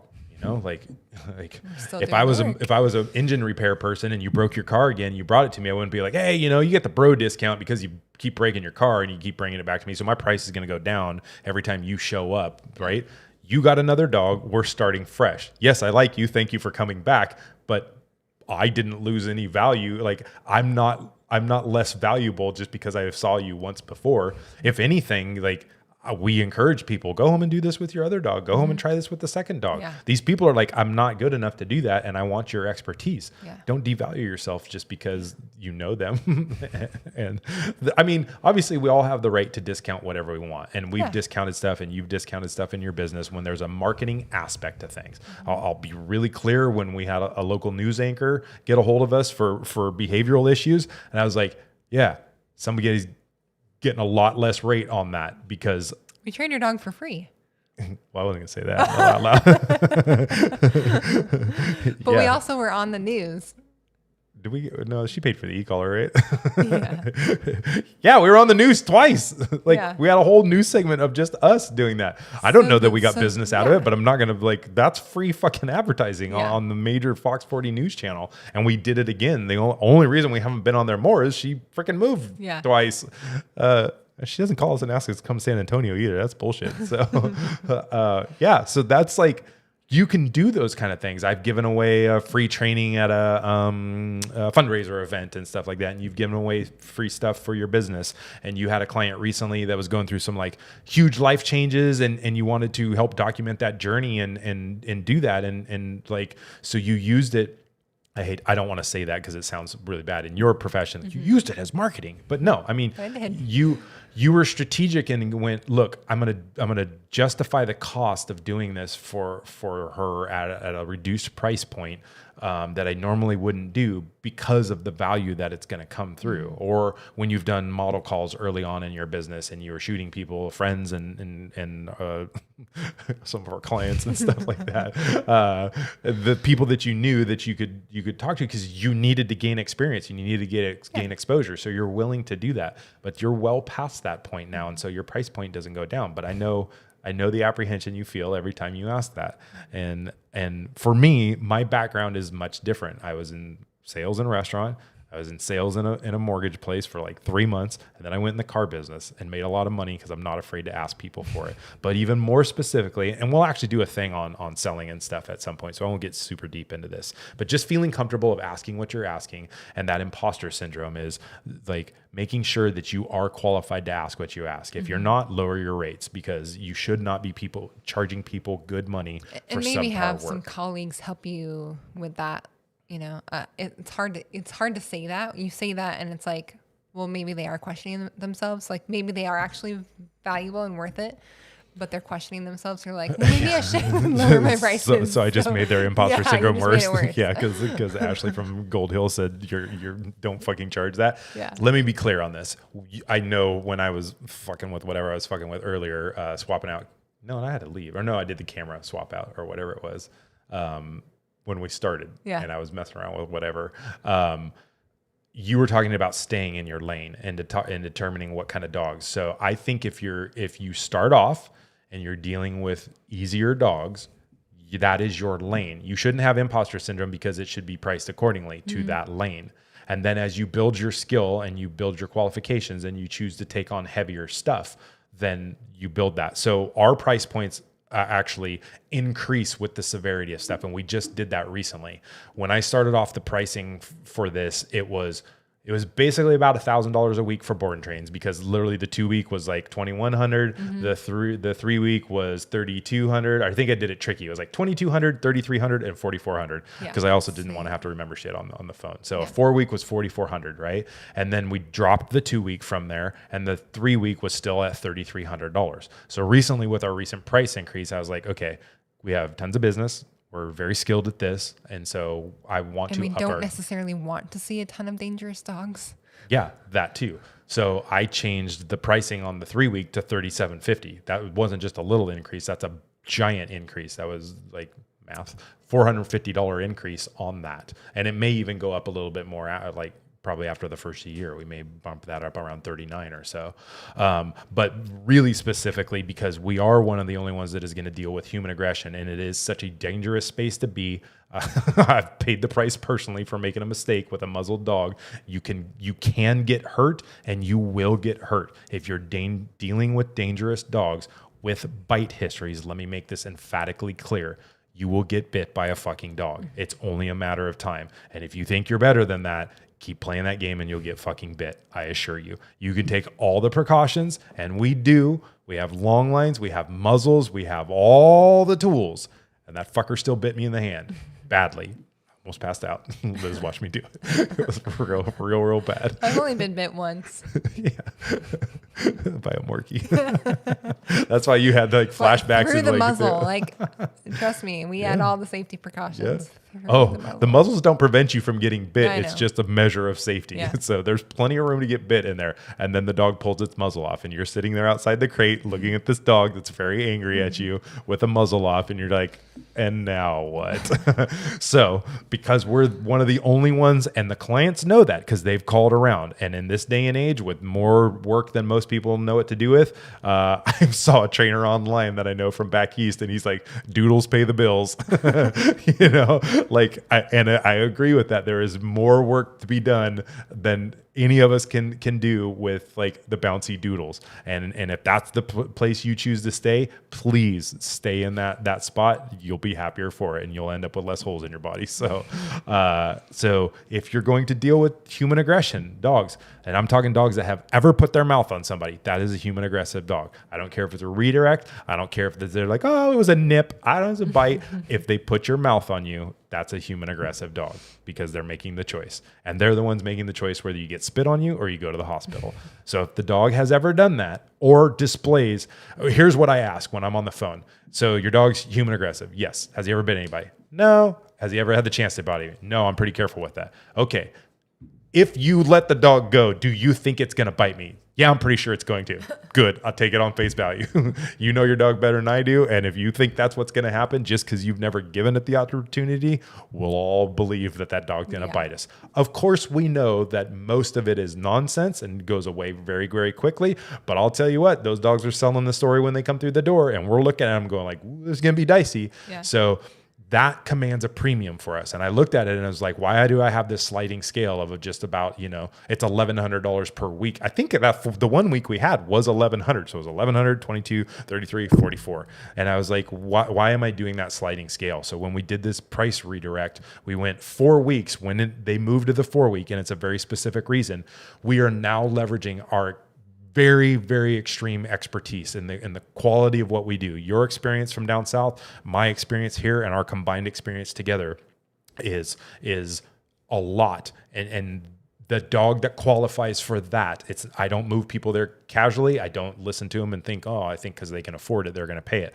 Those dogs are here for a reason. And because that reason is severe and dangerous and requires that level of expertise, our premium is high. It's $54.50 for that. So it's not just a little increase, it's a big increase over that 3 week. And there's a jump in that. And when I'm talking to people like that, they're like, well, what about the 3 week? You don't think they'll qualify? No, I really don't. If your dog is this nervous, fearful, shut down, everything, it's going to take a week just to come in and adjust. We're going to be doing things with this dog for the first week before we can ever get to training, because our training is about 3 weeks long. That is what they're paying the premium for. You didn't put them in this position. They chose to take on this dog, or they got it as a puppy and they ignored the signs, and maybe it's a bad experience they got themselves into. I don't really know, but this is, and if they can't afford it, then hey, sorry. We'll talk about doing stuff for rescues at some point too. We don't discount for rescues, and we don't do shit for free for rescues. Dogs are going to require all the same stuff. So I feel really emphatically on that. So to kind of like really hammer in your point about imposter syndrome and stuff like that, when I raised that price, it was with all the full knowledge of being really resolute of we are worth every penny of that because of what we bring to the table on that. If you're not in that space yet, then don't offer programs like that. Offer stuff that you're comfortable with, whether that's group rates, whether that's like some stuff in the park, whether that's like getting your foot in. Like you can do a lot of stuff like that. You don't have to walk in the door and be like, yeah, I demand all the money and stuff. You will feel more like an imposter. And I think I would leave that up to people. You know, like you're in over your head sometimes. You're calling us for help and advice, and you're doing fucking because I've been there with very well-known dog trainers when other dog trainers are doing consults with that dog trainer on client dogs. If you're in that space and it's not an accident, you took this dog in, you took their money, and you don't know how to train it, and you have to call other people for advice, you're probably out of your lane. Yeah. Get back in that lane. And so do that. Be in that lane. Understand where your lane is. As you get more skilled, you got more lanes available to you. And or you may never decide to change lanes. I know lots of trainers that are making really, really, really excellent money dealing with, doodles pay the bills. So turn my fan on. I'm like getting really cold all of a sudden. It must be my bedtime because my body temperature is like decreasing drastically. The air conditioning also kicked on over there too. So because the air conditioner is behind that wall, and those two vents are only about 4 feet from the unit, so they come in here with a vengeance. And it gets, I'm not gonna lie, I do get a little chilled every once in a while in here. You get chilly? In spite of the ice baths you see me taking. Wow. Yeah. No, I give myself hypothermia So we the don't other day. offer a 5 or a 6 week program? Or a 7 or an 8, or some people have 12 weeks. Fuck no, I don't want that dog here that long. And to each their own. Like everybody. And have we ever extended a board and train? Yeah, I didn't get your face when you said that either. Not in recent history. No. The one that caught us. We've never asked for more time. That's such a huge inside joke. For anybody that knows, you know. If you know, you know. But seriously, we have a 3 and a 4 week program. The 4 week program is for human aggressive, like serious dog aggressive dogs. And no, I don't ask for 5 and 6 and 7 weeks. I think early on, because of what I had heard often of asking for stuff, and because as we were trying to find our way early on in the business, and I had some younger trainers that were less experienced, and I was less experienced. Yes, I may have tried to get a dog into a different program, and we asked for longer. Yeah, but you never like charged them or something. No, I never charged. Yeah, hey, this is on me. I made the mistake. The dog should have been here for longer, and it's on us. I don't recall ever asking for longer than 4 weeks for dogs. Maybe like a 5th week or something like that. Man, early on we had a dog that was just an absolute mess, and the dog was not doing well being with us. So we trained it for like 3 weeks. I sent it home for 2 or 3 weeks. That dog ended up being like a complete mess. Like, that's not the one you're thinking about. Okay. No, yeah, this was a different dog. And I was like, hey, just take the dog home, let it settle in the house. We're just not making progress. We're just beating our heads against the wall. Yeah. So take the dog home, bring it back. I'm going to keep it for as long as I need it when it comes back, and we'll see where it gets. And it did help a lot, but that was such a super unique case. And yeah, no, that other one you're thinking of was it was a rescue mess. It was it was a mess. Yeah. Real bad. And the only reason we sent it home with that guy was we've done what we can do. We're telling you, he stayed there as long as he was supposed to. And I was like, okay, well, we're done. This dog it probably should be euthanized, really, honestly. It should have never been adopted to him. So yeah. And then it came back to us because he shouldn't have been stuck with it, and we were helping him out. So that's why it came back in, was to just see, hey, I need to give this rescue some answers on this dog. And so here's where it's at. And you can come pick this dog up from me and not from him, because they were putting him through the ringer. Yeah. So we kind of really stepped in on his behalf and became the intermediary. But no, I don't ask for extra time. It's like 4 weeks. I know there's a ton of people that are like of our ego. It's just because we're actually getting the dog to the space it needs to be. It's taken me a long time to get over this, because I've been in where I was training down south. If a dog wasn't moving along in the program as fast as we would like, or like we were at a standstill with the dog, or if we were still seeing some of the behaviors at like the 2-3 week mark, we'd be like, okay, we need to reevaluate. Let's ask for more time. This dog probably needs more time. And you're charging the owners at that point, right? Yeah. When you call these people, you're like, hey, I need to charge you more money. Yeah. I think it was like an extra $500 or something. It wasn't much, but Sometimes which it was is more kind than of that. stupid on our part, honestly. Like, let's keep the dog an extra week for $500 more. Like, Yeah. what did the dog actually gain? Yeah, but But I it think really became a go-to at some point of like, absolutely, how like a high percentage of Absolutely. dogs were asking for more time. And then it Yes. just became the like, we're not where we need to be. we'd We just ask for panic more at time. 2 week mark. You just It ask for would more like time. we'd be panicking, and I think it finally like hit me more here because I was training every dog, and I'd see the dog every day, and it wasn't like a new trainer would see the dog every different day, and then they'd see the dog 3 days later or something. Because I was seeing the arc of training, I was seeing the dog put the pieces together, and all like literally, the dog would be like look like a mess. And I would tell you, I'm like, this dog is not ready to go home. She'd literally freak out. To God.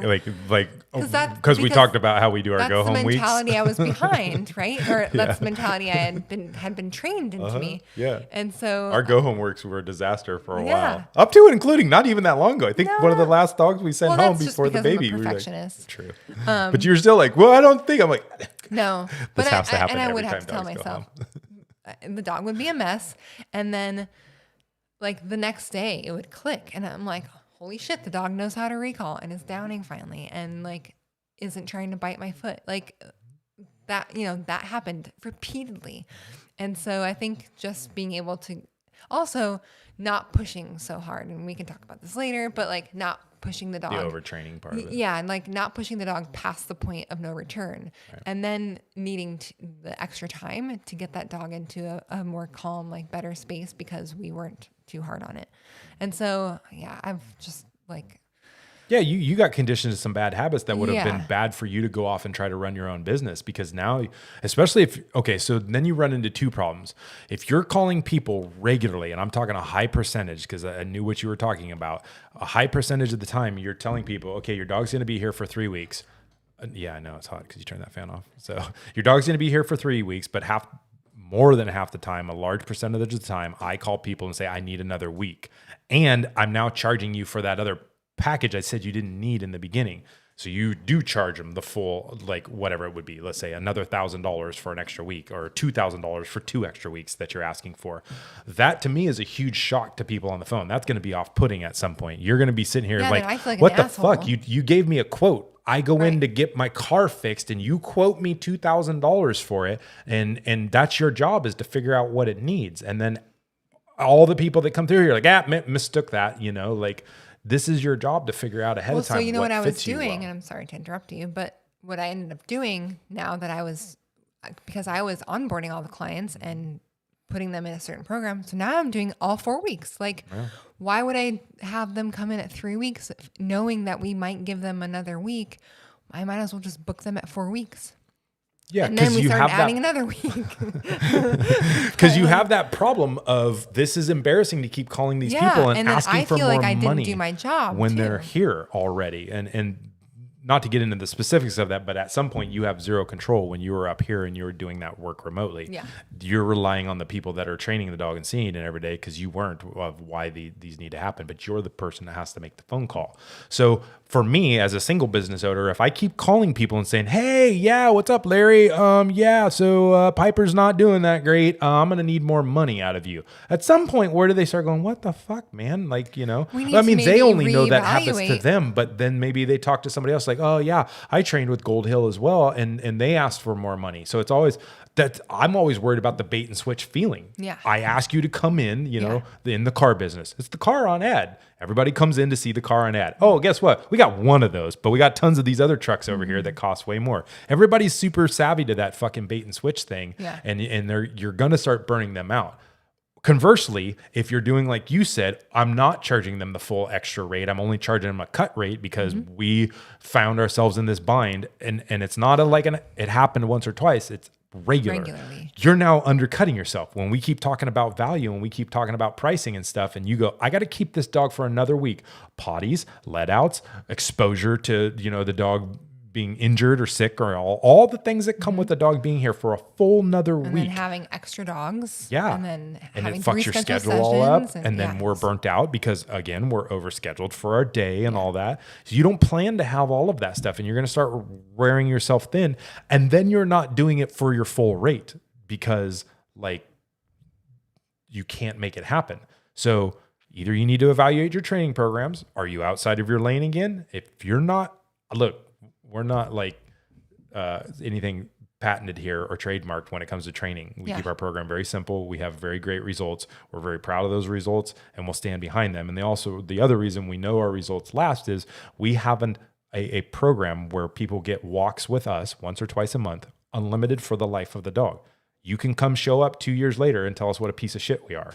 Whether they will or won't, I don't know. But we have regular check-ins with people. And so we see the work validated by having an ongoing thing. And I think that's incredibly important to have. We'll talk about like why we structure the programs the way we do and then what our rehab program actually entails. But we don't want to really talk about that tonight because we're talking about like the programs we offer and how to keep you from burning out.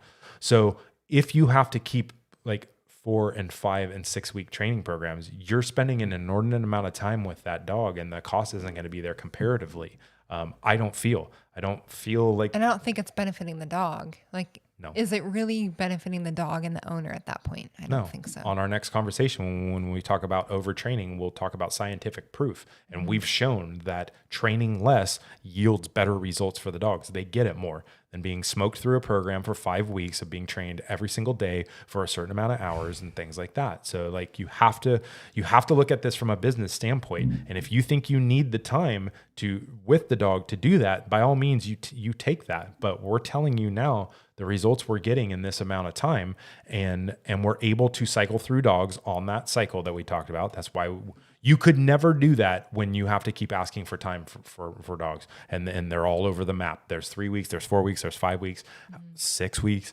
And I'm going to post it actually. You don't watch The Office enough to know, but there's a meme going around where Jim is making fun of Dwight because they're talking about something. He's like, yeah, it could be 1 month. And he's like, yeah. And Dwight's like, yeah, a month. Jim's like, or 2 months. I could see 2 months being a possibility. He's like, 4 months.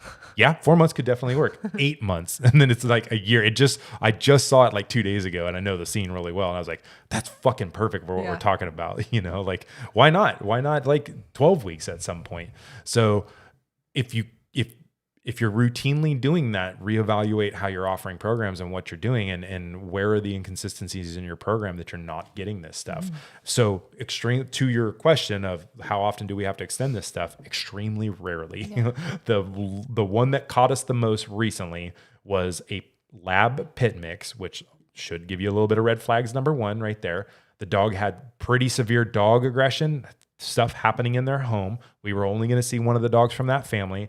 And they said it had a little bit of growling stuff here and there, but nothing like human directed. And accidentally like bit the owner. The owner got bit during breaking up a fight. Yeah. So it wasn't directed at the dog didn't come after them. They were breaking up a dog fight. But we had them muzzle the dog just in case. Yes. Thank God. Yes. She comes in and kind of looks like a sweet black lab. We're like, yeah, okay. Super scared, super shut down. You know, the change was all different for it and everything like that. And as soon as I took that leash from those owners and they walked out the door, it was like an alligator on a leash. You came back in and it had destroyed our living room. Yeah. It evacuated itself. Yeah. Like from me popping it on the leash and giving it the look, that dog was like, oh, you want to fucking fight? And was like, it was on. We were like dancing around the living room. And because even though she was muzzled, she had like flipped it off at some point, half on, half off, was trying to bite me through the muzzle. It went sideways. And that dog was here for 3 weeks. And it was a 3-week dog to start with because of everything that it sounded like on there. And so, and we had a trip planned. Yeah, that was what I'm getting to is that's the only reason this was a problem. If we had, so yes, this was a dog that had to go home at a certain date because we had the last dog getting dropped off on the coast, which is 5 hours away. And we were leaving from that drop off down to, we take dogs home on the last one. So when we talk about what we do, we take dogs home on the last one. So yeah, we were dropping the dog off in Eureka, which is 5 hours away from us, and then leaving from Eureka to drive down to the coast and stay with my family. And we had no more time. We're out of town. We can't keep this dog any longer. This dog wasn't the one going to Eureka. It was going to be local. So we're like, this dog wanted to eat our and ass. This dog can't sit with our pet sitter.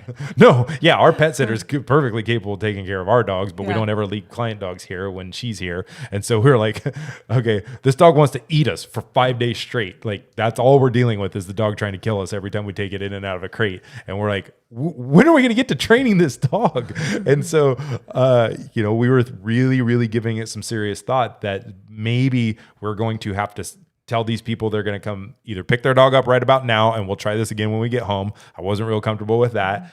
And, or we were going to go, okay, we're going to train the dog as far as we can. It's got to go home on this day, and we'll just take it back and get the rest done. If that dog had even resisted training once we got involved in training, if it had been like any other dog that takes a little bit longer to down or a little bit longer to do anything, we would have been screwed.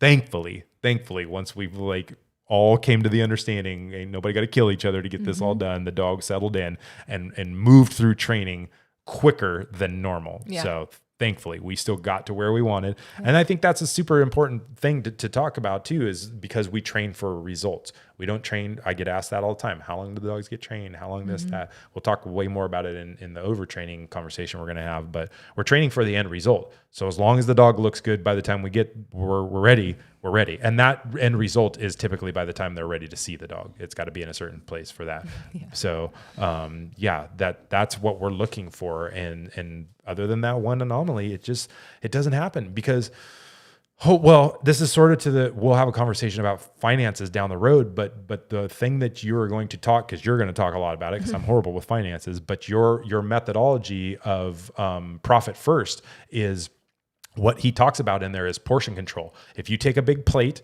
you will fill it with food. If you give yourself a smaller plate, you will fill that with food. If you are trying to make X amount of dollars, you'll make that and you'll burn that. And so like it's a human condition to either eat as much as available to you, use as much as available to you. Use the time that's available to you. Right. And so we give ourselves 4 weeks. You're like the perfect example of that, really. Yeah, because I'm late all the time. Yeah. Yeah. If I give myself an hour, I got 59 minutes and 59 seconds to make it happen. If our session starts at 4:00, you are literally here at 3:59:50. Right. And it freaks you out. Yeah. Like you've had things before where I'm like used to it now. Right. Because I'm going to come fucking screeching through that. You'll hear me like sideways in the driveway, screeching in, like throw it in park thing. I'll walk through the door. There's only one session that you just like didn't show up to. And that was a very specific reason why that happened too. So that, and it wasn't a session I needed to be there anyways. I had some unfinished business with a former business partner I needed to talk about. You didn't tell your current business partner that. I told you where I was and what I was doing. I just didn't know that like it was going to take that long. Anyways, I digress. We don't need to know our personal dirty secrets. No, but yeah, now, like I have that amount of time and there's a lot of things I'm trying to get done in the course of a day. And I use all those minutes and seconds and come screeching through and like open the door. Hey folks, what's going on? Ready to train this dog. Let's get to getting. My favorite saying I saw when I saw a Perfect Circle in concert one time, they were I was at the sound check and Maynard's doing his sound check and he's a very busy man too. So little known fact, our daughter's middle name is after Maynard James Keenan. I'm very proud of that you conceded that and I got to win that. But he was up there and he was like, chop, I got Dragons to Slay, because they're dicking around and the guitarist is fucking with his sound and stuff. And he's like, I got 3 other businesses and bands and shit. And like, chop, I got Dragons to Slay. And I feel like that sometimes of like, I don't want to rush people or anything, but yeah, I got shit to do before this session. I got shit to do after this session if I do. So I want to get there and get that. So, but we give ourselves 3 weeks. We have 3 weeks with this dog. I don't ever think. It's not that we're doing like less work. We're not doing shoddy work.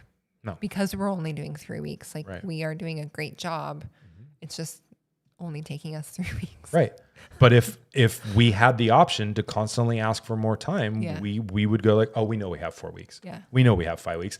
And you watched that play out in real time. Yeah. And because of the length of time I knew that training program down there, that did not happen when I first was down there and a bystander on the outside. I don't want to say a part of it because I wasn't, but like that did not happen. That slowly digressed, devolved, whatever you want to call it, because it's not an evolution, it's a devolution of it happened a couple times, and then it started becoming aware that you could just ask for more time, and you could just ask for more time. And so the reason I'm not like trying to harsh on that program at all, but as a business person, you're cutting into your profits, and other dogs can't come in here. And now if we're talking about burnout and we're talking about how to save you from that, you now have more dogs there than you should be. These dogs are not going home on time. You can't stay on the training cycle that we talked about. Your little vacation gets fucking like, I have a week break. No, you don't when you keep a dog for an extra week. That's gone. Mm-hmm. That one fucking dog sitting there staring you in the face. So give yourself the time and make it happen. Maybe you need to pull the dog out more. Maybe as we move along and this dog's not showing us what we like, maybe we pull it out twice a day to train it. Maybe we pull it out 3 times a day. Maybe we take it on field trips more. Like we have adjusted what we're doing to always get that end product. Or letting it sit and relax more. There is that. And we'll definitely talk about that during the overtraining conversation, about that stuff. But the point is you can always modify things to still get your end product on your end date, but it's a deliverable. It's an end goal. Like we all have to do that. And dog training is one of the few things like, most other things, these items are delivered on this date. And so they're delivered on that date. They have to be. These dogs have to go home on our schedule because it'll fuck everything up if we don't. So we make sure it happens and the dogs look good and we become very efficient at doing that. So what else do we have to talk about? I kind of want to in-person consults. Oh yeah. That's a great one. Kind of important. Yeah. I think with the demo dogs, like how are we saving time by doing that? And So I see that conversation. Sure that we get people in the right program. Yeah. And I see that come up on dog trainer forums quite regularly, consults. And a lot of people push for consults. Come on in, schedule an appointment for me to see your dog in person. And I did that when I first started the business. I think it's an okay idea if you're a new dog trainer. I think it's a good idea to see the dog. Yes and no. It's a great idea to see the dog because I think it allows you to see, is this dog like over my head or is this dog in my lane? But like, what happens when the dogs come through the door? We don't see the true colors of the dog, right? That's what I was going to say. Yeah.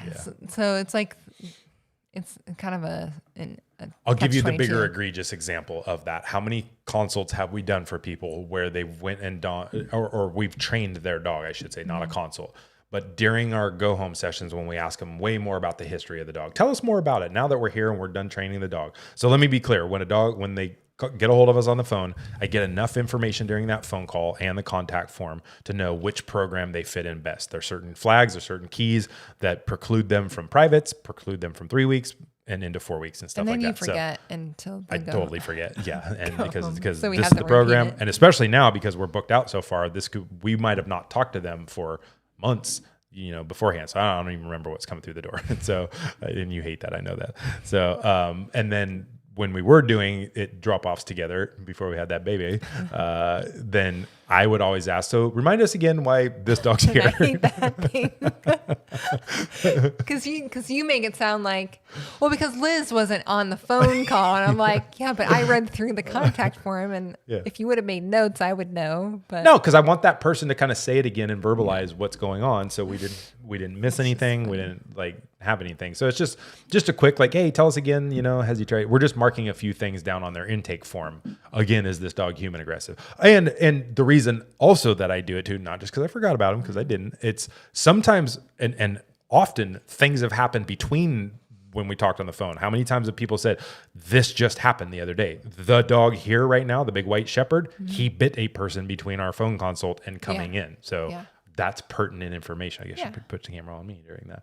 That's pertinent information to know. So we're just getting an update, a snapshot. But what I tell people during our first go home session is, now tell us what life has been like this with this dog. And they really lay it out. And the reason we don't want to know that ahead of time is I don't want to be super prejudiced to the dog, because that's their life and their behavior. And we may or may not have seen any of that stuff. And these dogs in currently training are a great case in point. 3 of the 4 here in training, we've never seen the issues that the owners have seen. And in all the situations we've put them in and given them a complete freedom to do that stuff, it's almost non-existent. So that tells us a lot. And so my problem with that is, how many clients have we had when we get back together for that go home and we're telling, like, so tell us about this. I worked with a trainer and they told me that my dog should be euthanized. Either we did a couple training sessions and they couldn't train him, and or specifically during a consult, they told me that this dog should be euthanized. And we're like, that dog should be euthanized? And let me make it clear. If a dog should be euthanized at the end of our training program, I have that very uncomfortable conversation. This is not something I shy away from. And if I think this dog is dangerous in the living environment that they're going to go back with, and in spite of all the stuff we've done, genetics are just that fucked up, and this dog is going to be dangerous, we do not pull any punches. We do not shy away from that. And I understand they spent an inordinate amount of money, but I have that conversation on the phone as well. So they come in expecting to know the progress on this dog might be minimal, and we still might have a tough conversation at the end. So this is not a surprise to them. Yeah. So I have no problem saying that. The problem I have is these people have spent almost no time with that dog, and or the dog has just been out of control. And the example you pointed out earlier is that little Pitty. How many times would she have been returned if you walked in to do a consult? I know trainers personally that would turn that dog away because of the way the dog looked. And we did it in private sessions. Not to pat ourselves on the back. I'm just simply saying, I think it's incredibly unfair to bring a dog in with the thing that might be causing a lot of the issues, or certainly a contributing factor, the owners. And those owners are nervous, frustrated, and this dog's being a shithead. And then on top of it, because I used to do in-person consults, what ends up happening? We all stand there and look at the dog and be like, yep, that's what you told me over the phone. It looks exactly like what you said. Oh shit, it's actually even worse, or we don't see it at all. No. Yeah. Because the dog didn't do anything. And then what invariably happens, and I know it happens because I used to do it, and I think a lot of dog trainers, you now are sitting there with a dog that's completely out of control. And then what? You got your hands in your pockets. We're trying to have a conversation with this ape shit dog. And now you're trying to sell on the spot. Well, let me tell you about my double, triple platinum, double gold member package. And the dog's losing its mind over here. What ends up happening? You're going to probably start trying to do something with that dog on the spot. You're going to do a little, let me show you how I can do this. And then you get involved in training. And then I know people that charge for consults and they take it off that stuff. I make it really simple. I don't need to see your dog in person. Right? We talk to them on the phone. I don't need to see your dog in person. Owners, except for one, and they know who they are because we know who they are, tried to fucking bullshit us. And that dog had human aggression when it came in for a private. And I called him out on the spot. And you know who I'm talking about. And I was like, your dog's done this before. Well, your dog's done this before. Yeah. Why is he barking at me? Well, he's kind of got that. I was like, did you think we weren't going to figure this out? Do you think you're hoping we wouldn't know? Number one, why wouldn't you want help with that? So we find that owners are incredibly honest about the pain they're suffering. Yeah. They're not trying to hide it. If you're not feeling well and you called your doctor, you're not going to not tell them about I got pain down in my side and this, and my heart feel like it stopped for a minute. You'd be like, oh, I don't know. I think I stubbed my toe. No, you're going to tell them what the hell's going on with you. You want help. These people are looking for help, and they're very honest with you about it. And then on top of it, you need to know how to ask questions. Draw these things out of them. What does the dog do here? And we have a whole list of questions that's very standard on how to go through. And so it's our job to elicit those things. And so we have a very clear picture. Especially when owners are like, yeah, and he nips a little bit, or he barks on the leash. And then you have to figure out what that actually is. Yeah. And I think people are always trying to minimize things. Nobody wants to say my dog bit me or attacked a person. Yeah. I mean, sometimes they do because that's is what happened, but they don't. Words like that are shocking, and they. It's not that they're trying to avoid it; they're embarrassed. Sure. For somebody to say my dog ran out front and attacked an old lady. Well, he ran out front and he ran around her and he was nipping at her. Did he make contact? Yeah. Did he break the skin? Yeah. Did they have to go to the hospital? No. They said they were cool, but they were bleeding. Okay, so your dog bit somebody.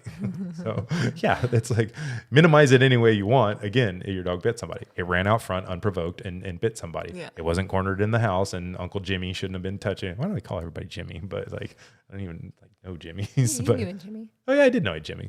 So Uncle Jimmy, he's over and he's fucking with the dog and he got bit. That's a completely different circumstance than your dog took off after somebody and bit him, Yeah. So you need to ask these questions and figure that out. And I just don't feel we need to do that in person. I don't need them to and then on top of it, so there's that. And so then you have do I charge for consults or do I not?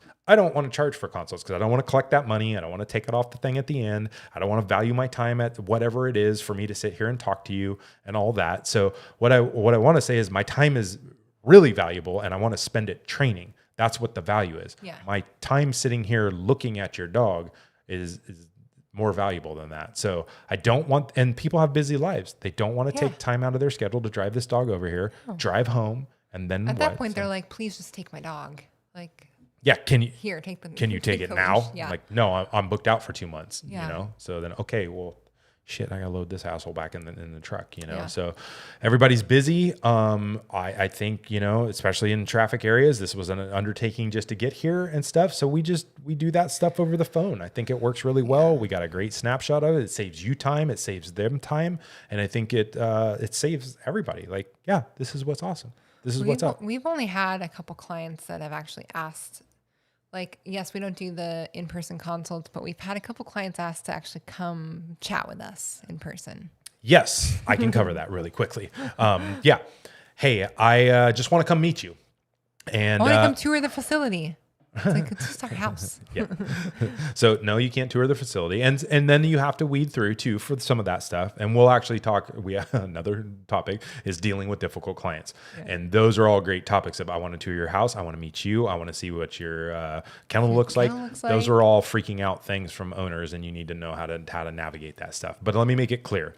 I do know trainers that would not take those appointments. And one I think of specifically because it happened a couple summers ago. The guy's like, he had 3 dogs that were coming in for 3 weeks. Mm-hmm. So I'll let you folks do the math at what I just said that was. And he's like, I think on the phone, or maybe he shot us an email after I sent him the thing. He shot an email. Hey, I was just wondering if I could stop by and have a quick chat with you guys, you know, just to meet with you and stuff. And I was like, oh, fuck yeah. Like, for damn near close to $10,000, you know, you can come over and talk to me for 15 minutes. You got to be a complete fucking asshole to think that for the money that we're asking, and I'm not talking about people like this guy didn't, I had already talked to him on the phone. He didn't give me the vibe of a needy owner. This wasn't that like, let me tour your stuff and all those questions. No, but even those people that have asked those tough questions, if they want to come over and meet with us, we have done that enough. And so one of them, from the Bay. Yeah. Yeah. Betty's owners. That's what I was gonna say. I thought it was Betty's owners, and so yeah, they wanted. No, they didn't bring her. Oh no! Oh, did they? They did. Yes, they did. Because they were like, oh, we thought you wanted to meet her. I was like, I told you very clearly I didn't want to meet her. A biting deaf bulldog. And why are you talking to your deaf bulldog? Yeah. And we can say this stuff because it's fun, because we love them, and that's been one of our favorite dogs ever, after the fact that she tried to eat me for a couple days and then tried to eat you when you came home. And now it's my best friend. Yeah, Betty is the fucking baddest dog on the planet. We love her, and we love the owners too. But yeah, I did give the owner shit of like, why are you talking to your deaf dog? This really was the greatest thing. On top of it, and then I did the asshole dick that I always do. Anybody says my dog's deaf, and I was like, what's that? And they said, our dog's deaf. And I go, come again? And Liz is trying to crawl out of the room. She's so mortified. And then the third time they got it, and they're like, oh, I see what you did there. I was like, yeah, I am that asshole. So, but yeah, I did say, why are you talking to your deaf dog? But yeah, they brought the dog, and they were standing in the driveway. You want us to bring her in? No, I don't. So they wanted to come talk to us. And that's a perfectly acceptable thing to schedule that out. I wouldn't. It happens so infrequently. We don't really worry about it. Like people feel comfortable.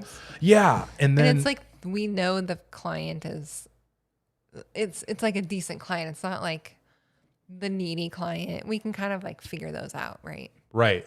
Yeah. Those ones that are just like need lots of hand holding and are going to probably be a problem. We're probably going to like weed those out to start with. That's definitely during the difficult client conversation. Yeah. But these are just honest people that I think it's a certain personality type that before I spend that kind of money, I want to look you in the eye. Yeah. And that's fine. Shake your hand. Also, you know, I know there's a lot of talk about social media will do that for you. Mm-hmm. And yes, I do think it does take a lot of the pressure off. They see a lot of us and they know our personality, and then our phone call validates what they've seen if they have seen our social media.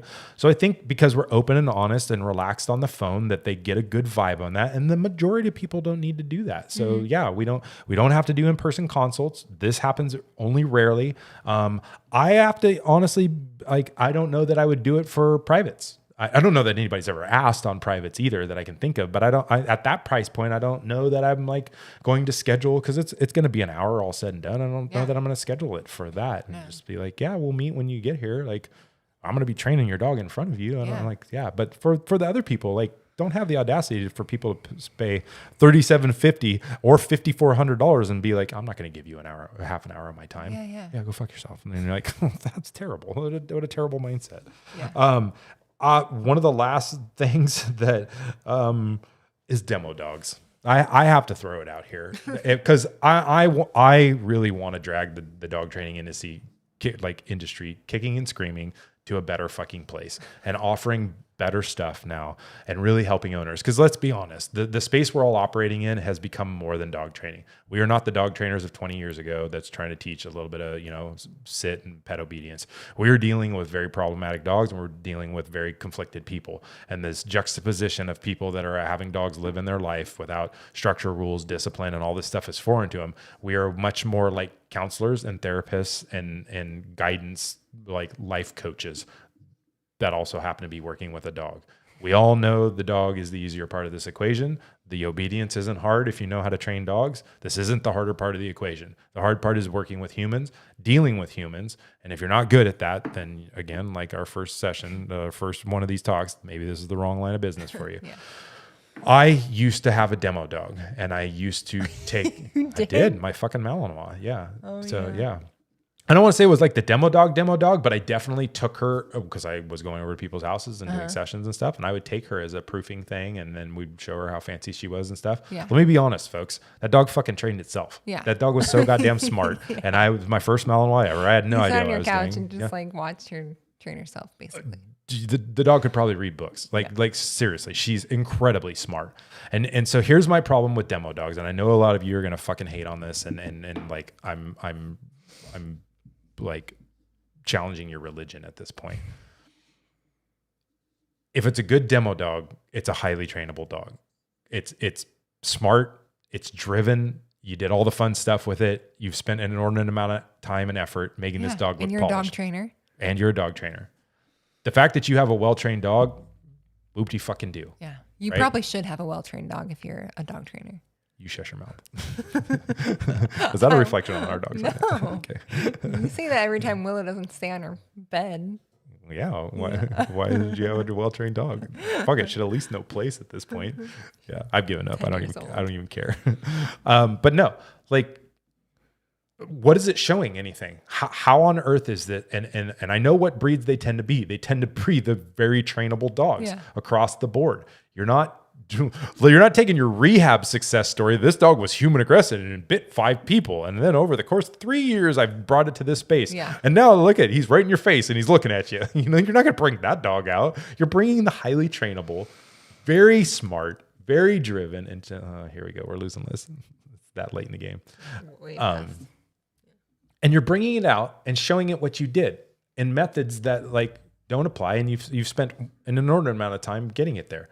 What does one have to do with the other? People still have demo dogs? Fuck yes, they do. Read these dog trainer forums. I know you got it. I need to get. I need to get out of them.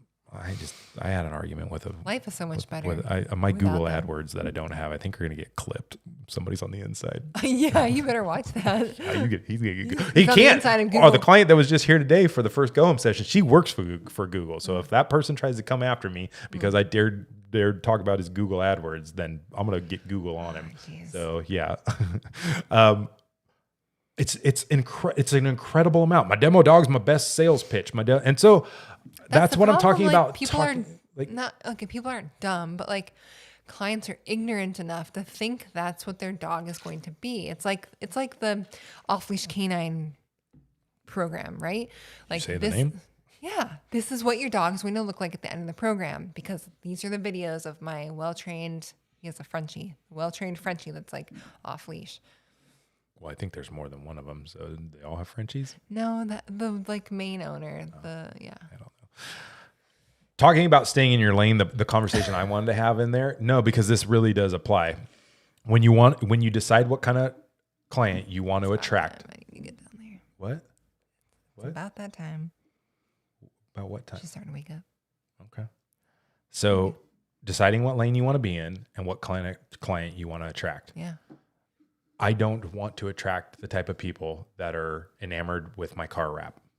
And let's be clear, I do not have my car wrapped.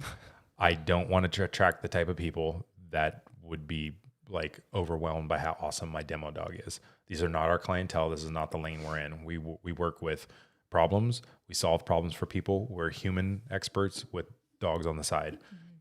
And we have become very good at that. And that's a specific kind of clientele. The bouncy, fun, play dates stuff. That's why we don't run a pet resort. That's why we don't offer all of that stuff. That is not our lane. I was asked to become a partner in a big pet resort. I've had the opportunity multiple times. We could do it tomorrow if we wanted to. Go rent a space, start off for pet resorts. And I had the very, very, very hard conversation with myself, and I think you at the time too, was like, running a pet resort, we can offer cameras and cage free and all these upgrades and stuff that are making all the money. And one of my buddies was like doing that, and he's paying like $90 to $120 a day for all the fucking upgrades on this shit. And I was like, on the one hand, if we're telling people how to live a better life with their dogs, that comes with this message over here. How am I going to go take money from this lane over here? From the, I want my doggy at a pet resort that's like cage-free pet resort where I get 24-hour camera monitoring. Those two worlds don't coincide for us. And so I know there's plenty of people out there that want to offer it all to everything. And I think you're going to be frustrated over here because you're dealing with these pet owners here. And that is our privates. Those are just regular people with regular dog problems. Yeah. It's not that big a deal, but we still have the same philosophy. We still talk to them about the same thing. I still, if I see them spooling the dog up, we'll address that because I think it's going to cause problems. So we can always be true to ourselves and our message. And our message and the clientele we want to attract isn't the type that, we put brochures in at the vet and I don't want all the dogs that come into the vet. I don't want all of that stuff. We use tools that most of those people wouldn't want. So I'm not going to negate that. I'm not going to not that pet owners that do use tools don't take their dogs to vets. Correct.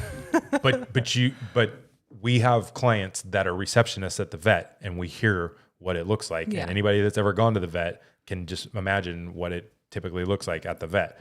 I don't want every dog that comes to the vet. Yeah. That's not our clientele. So knowing what your branding is, knowing what your message, and knowing what kind of like clientele you want to get really leads you to a lot of choices about wrapping your car, how you advertise, where you advertise, what you're doing. And that goes to my point about a demo dog. That all kind of goes into that like old school cheesy fucking dog trainer. Mm-hmm. Let me come out in front of a group, or let me bring my demo dog out in front of an in-person consult. You show up, bring your dog here, and I'm going to bring my dog out and show you how great it is. And then like, I would be sitting there as a consumer going, well, that's fucking great. Yeah. That's awesome. Like good for you. That dog looks great. Can I have him? Like, cause my dog's a piece of shit. So like, I don't see how one gets you the other. I don't understand the sale. I get that all these trainers like, it's the best sales tool I could ever have. It does all the selling for me. If that's the lane you're in and that's the clientele you're trying to get, great, awesome for you. But I think for most of us that are working in a rehab space that are dealing with super challenging stuff, the fact that I own a driven Malinois, that I taught it to do awesome things, really doesn't apply to much. So please stay away from that. Please don't do that. And yeah, we'll just leave it at that. I think that's about it. Oh, look I didn't take any notes again. Fucking. Yeah. We can just talk about online courses later because that's a whole nother. Yeah, we'll deal with that down the road. So. But I'd be interested to know like what programs people are offering. We'd like to hear that. Yeah, make some comments on this stuff. Like comment on our Instagram video, and we have another YouTube video that talks a little bit about this stuff, like kind of the precursor to this. So give us some feedback. We want to hear how we're doing, what you think. We've gotten some messages from people that they like some of this stuff. And so, but yeah, we want topics you want us to talk about. And I'm here to tell everybody too, this is just our way. This isn't the right way. This is the right way for us. Right. This is what we've distilled this down over like going on 7 years of this business. And you were working for a very large company that had some strengths and weaknesses, and seeing because we're in control of our destiny, and how can we make this better every day? Mm-hmm. So that's what we're sharing for folks that are in control of their own destiny and really want to achieve the things that we keep talking woo-woo about. Shit there. Huh? Yeah, man. Oh, I forgot to tell you, some local dog trainer people want us to come talk about this stuff in person. Yeah. So, Yeah, I mean, because we've struggled with this stuff, and so if we're gonna have conversations about how to create a better life and how to like keep yourself from burnout and save your sanity and all our little catchy phrases and stuff, we have to. This is how it happens. This is all. It all matters. You can't look at this and go, well, yeah, take days off, take a vacation, schedule days off for your week, and all that stuff. Well, how the fuck do I do that if I'm offering programs like ad nauseum? Yeah. Like and don't forget, we also throw protection in there. Like I have come back to doing protection over the last year and a half, 2 years or so, somewhere in there. And so I regularly have to schedule time for that. And as that has grown now, we have about 30 strong in our group whenever they, depending on who shows up, but that's about a list of about 30 people. And so I have to schedule that a minimum of twice a month. And I now have advanced protection people that I have to schedule like advanced classes with that are way outside of this stuff. So we have a whole other offering that I could choose to expand. I actually have stepped away from it. About when I started the business, that was half of our business and half of our time. We did protection training every weekend, like clockwork. And so that's a huge aspect. And so I don't, to even keep that stuff in there, I have to be very diligent about this and not overextend ourselves with the offerings. And then we do our walks once or twice a month, and we were doing them 3 to 4 times a month. So we've scaled that back a little bit. Overextended yourself in the beginning.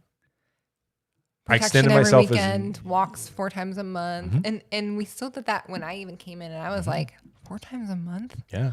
When is that going to happen? But I think it helped build our business too. So great. I'm willing to do that. And sometimes you have to run a little harder. Yeah. We're doing that now. That's why I make videos at midnight. So, but yeah, you sometimes with that stuff, you're just not enough hours in the day. So if you want to take advantage of all this stuff and really, save yourself from burnout, then you have to be diligent on all this stuff. And what we're sharing is what we have found because we were there with you. We're not speaking from like some ivory tower of we have it all figured out. Yeah. We found this out the hard way and we could make adjustments again because we could be facing different stuff. We may adjust these things as time goes on. I may increase prices to drive off some of this other stuff. I don't really know. We have to keep making adjustments to do this. Right now, it doesn't include hiring people. So we're figuring this out. I lost one of my workers. The HR is pissed. I got her pregnant. You lost the worker. Huh? You lost the worker. I lost my best worker. Like, yeah, the worker, the help. I went and got the help pregnant, like fucking Arnold Schwarzenegger. You didn't know that, did you? Arnold Schwarzenegger got his house cleaner pregnant. It came out years later. He was married to Maria Shriver, and this lady came forward. And I think the kid was like 17 or 18. Oh, wow. Maybe it was younger, but it was definitely not a baby. They came forward years later. Like, yeah, whatever her name is, like Esmeralda, this is Arnold Schwarzenegger's baby. They don't really talk about that much these days, but yeah, I digress. On that note, for what Arnold Schwarzenegger did, thank you for joining us. Thank you for joining me. Thank you for making it happening with the baby. That worked out great tonight. Yeah, we apologize. This is at 8 o'clock at night, but this is just going to work for us for now. Until that baby's on a rigid schedule. Rigid schedule. I know. Rigid schedules. Not my baby. We are also not going to be doing this for the next 2 weeks. We'll put out some other stuff on social media. So if you are looking forward to next week and the week after, we are going to be traveling on 2 Wednesdays in a row. So we might do something else fun. I don't really know, but yeah, we won't be putting. We'll probably do like a short Instagram live together or something. Yeah, we'll figure that out. Baby. That's what I figured. Yeah. Or maybe with grandparents. We'll do something fun. But yeah, we can't take all this nonsense with us out of town. So thank you. We'll catch you on the next one. Good night.